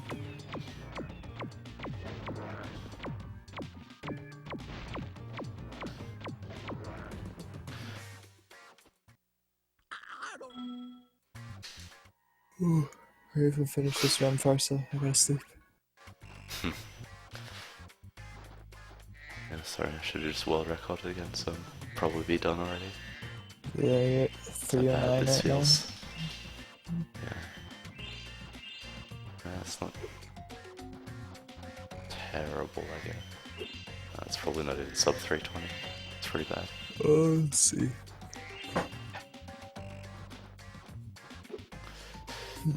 My PB, yeah, you're not sub 320 at all.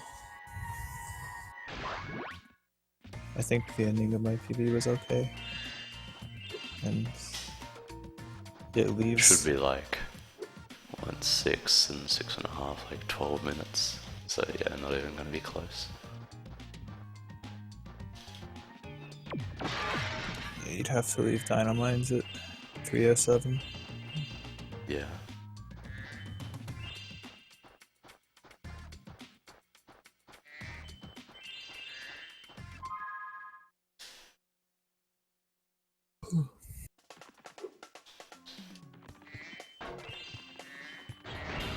So now we just have to break open the wall and get to the end of the level.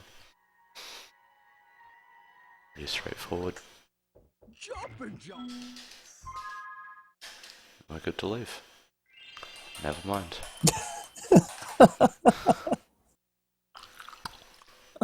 It's 4 levels now.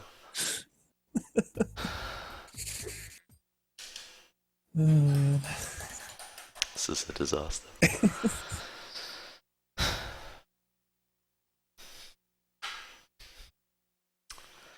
Let's play Find the Gem yet again.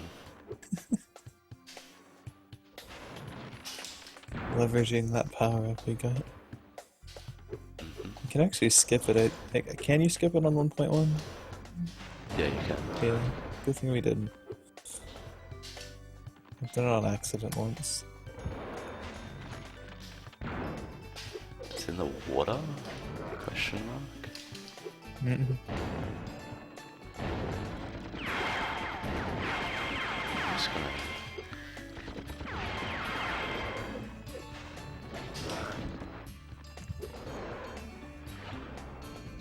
Okay.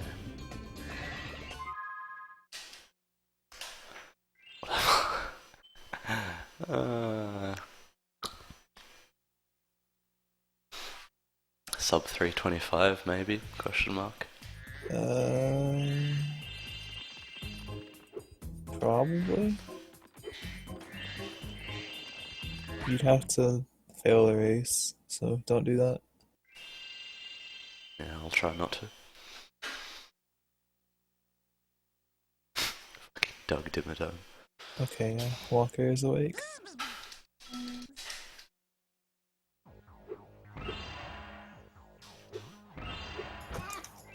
I don't know if that's on my end or yours, Walkers. I don't know why it would be on mine. I haven't changed my stream settings from usual.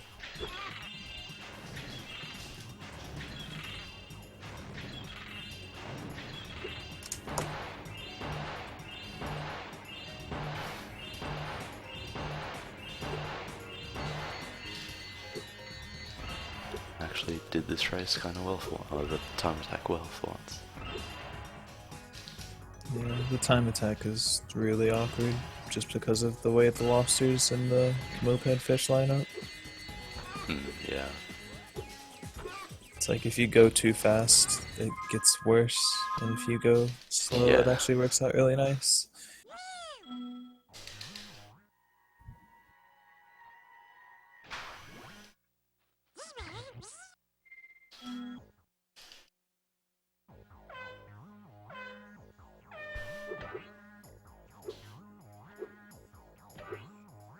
Boy, Walkers has 2 hours of sleep. Oh dear.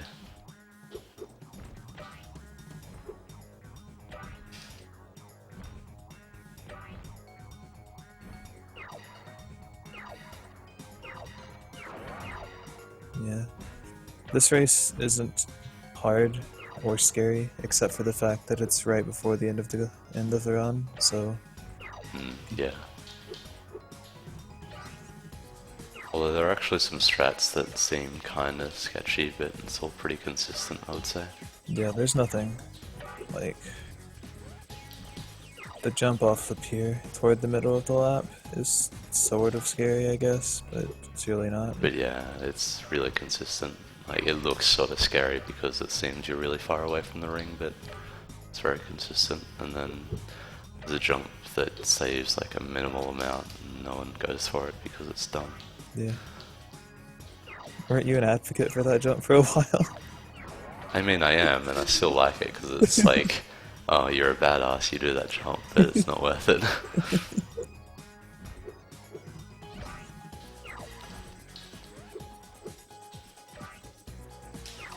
It's not worth like the half a second you'd save or something. Yeah. Because as we said, the gliding speed is pretty much as fast as actual charging speed in this speedway, so doing risky stuff to get more supercharged isn't nearly as beneficial in this speedway than it is in others.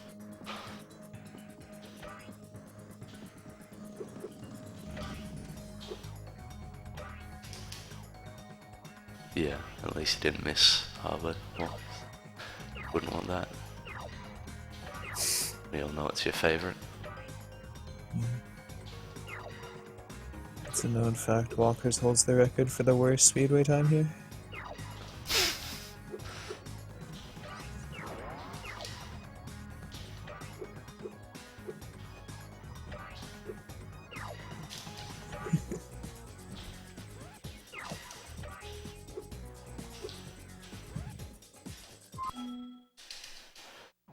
So that was a decent race.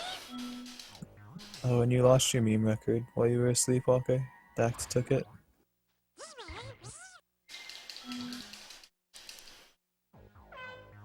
So now we go into the race again because it's faster to get to Hunter from here. Get a couple of stars and then fly right on in. Into his ass. Mhm. Yeah. This challenge is impossible to lose time on unless the game decides to shit on you. There's a random bug Yeah. that can like despawn a ring for a lap, and if that happens, it runs you through the entire challenge again. Although no one's ever gotten it on 1.1, so we think it might just be an exclusive thing to 1.0. Which is a shame because 1.0 does save quite a bit of time in 117 Yeah. over 1.1. It also loses 20 years because of bad music, so it's not worth it. Yeah, just every run takes 20 years off your life. Yeah. I'm dying. It's so unenjoyable.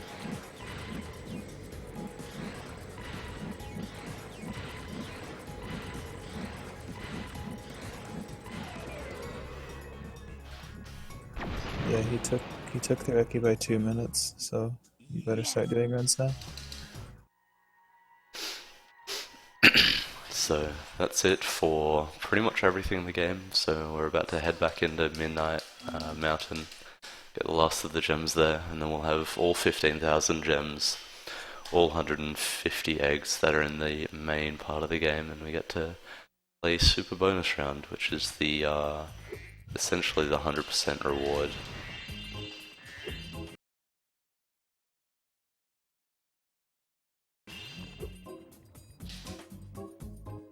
Yeah, what a reward. I don't know, I really loved this level as a kid. All the gem animations just feels really nice. I Because never, it feels like you're just rolling in money. I never made it to Super Bonus Round.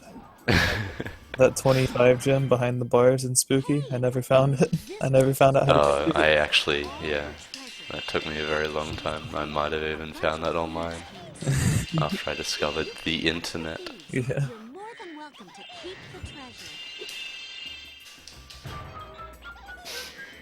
So, similarly to a lot of other places I've mentioned, as you enter this level, UFO cycles are going right from the start.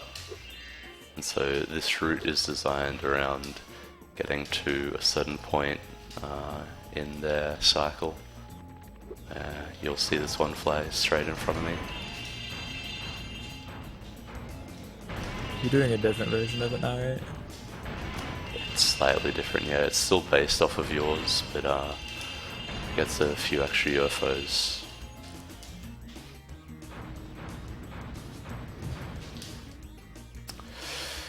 Except when it doesn't.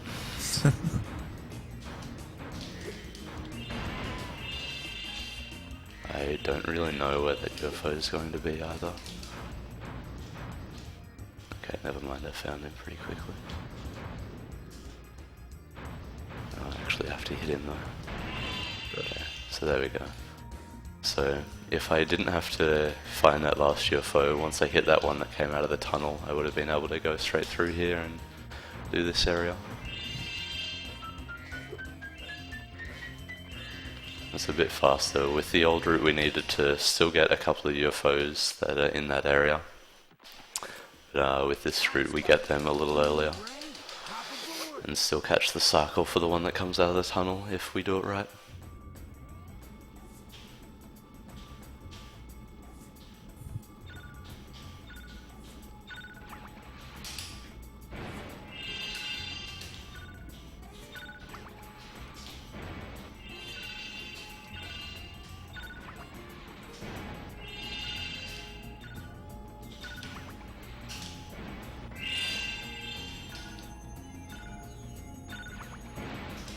This guy's a troll, but we got him pretty easily, so it's always nice.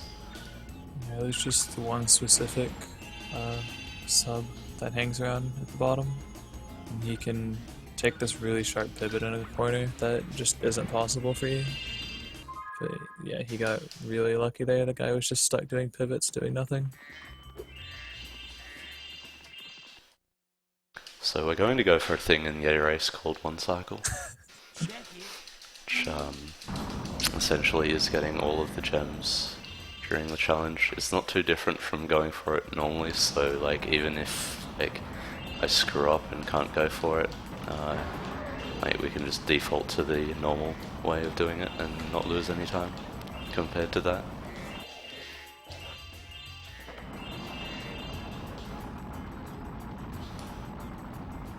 That's not good though. Kinda need all the boost I can get, but it should be fine. I've not seen the new way of trying one cycle here.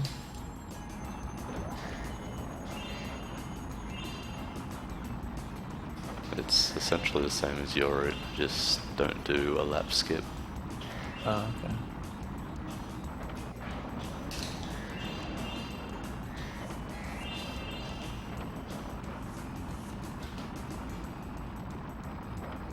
So I got fortunate there where I shot the guy off of his, whatever you call it, snowboard. Trash can. And and that'll just give me a little extra time to actually get this, which is always nice, because it is quite tight.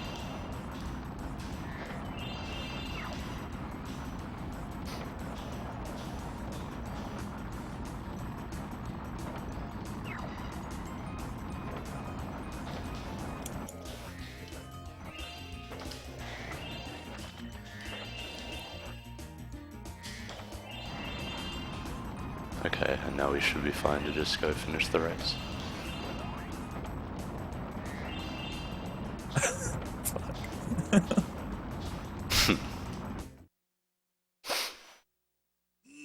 So yeah, that's all the gems, so now we can just leave after a certain amount of this chest. I don't know how long you have to wait, so I'm going to be pretty safe with it.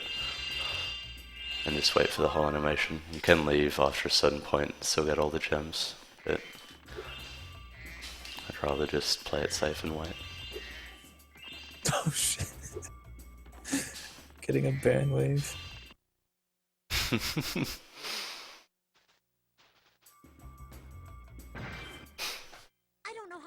Yeah, that actually didn't seem too bad. Like, it's one cycle, so it's hard, but definitely something to go No for. UFO proxy. Wow, you suck.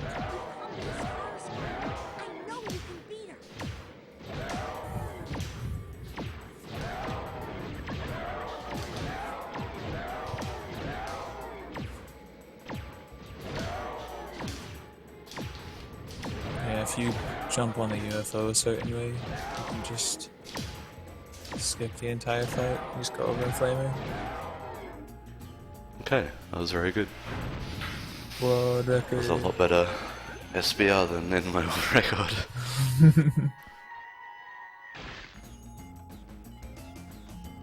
Hey, someone mod me so I can spam. So that's Spyro 3 117%, and that's also the closing run of Spyrothon 2 2016. So while this cutscene runs in the background and things sort of finish up and everyone's all happy, I just want to give a huge shout out to everyone that made this possible. All the restreamers, we have Orsa, myself, Wally, who helped out, Walkers and Jake Intake. You guys all did a great job, especially with the mishap this morning with Jake sort of dying off during Wally's run and Walker's picking up the slack, and as well during yesterday where Orsa sort of stuck around for longer than his shift was. Wally streamed his own runs and then I covered, just to sort of get through that second block where we didn't have a restreamer. I want to say thank you to all the runners that submitted, because naturally this wouldn't be a thing without the runners in the community. And I just want to say thank you to everyone who watched, and I really hope you all enjoyed, and yeah, I think it was a very good event.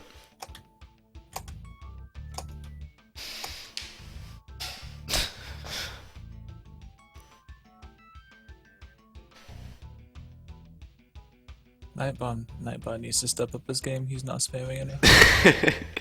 Just posting one at a time. Can't keep up. Wow, KJ's pulling a gun.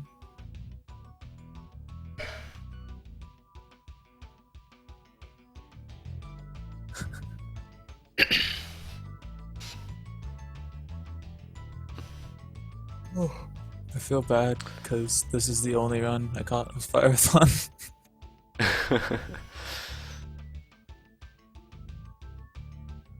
No, but awesome. Again, just thank you to everyone, and I guess that'll pretty much be the end of the stream. I guess we can let credits run out, and then Spyrothon is over for another year. Shoutouts to parsoFish for organising this. Yeah, shoutouts to P-Fish. Everyone should get global real quick, just in celebration of the end. Why am I not global yet? Fuck off. There we go. It's just, it stops instantly as well.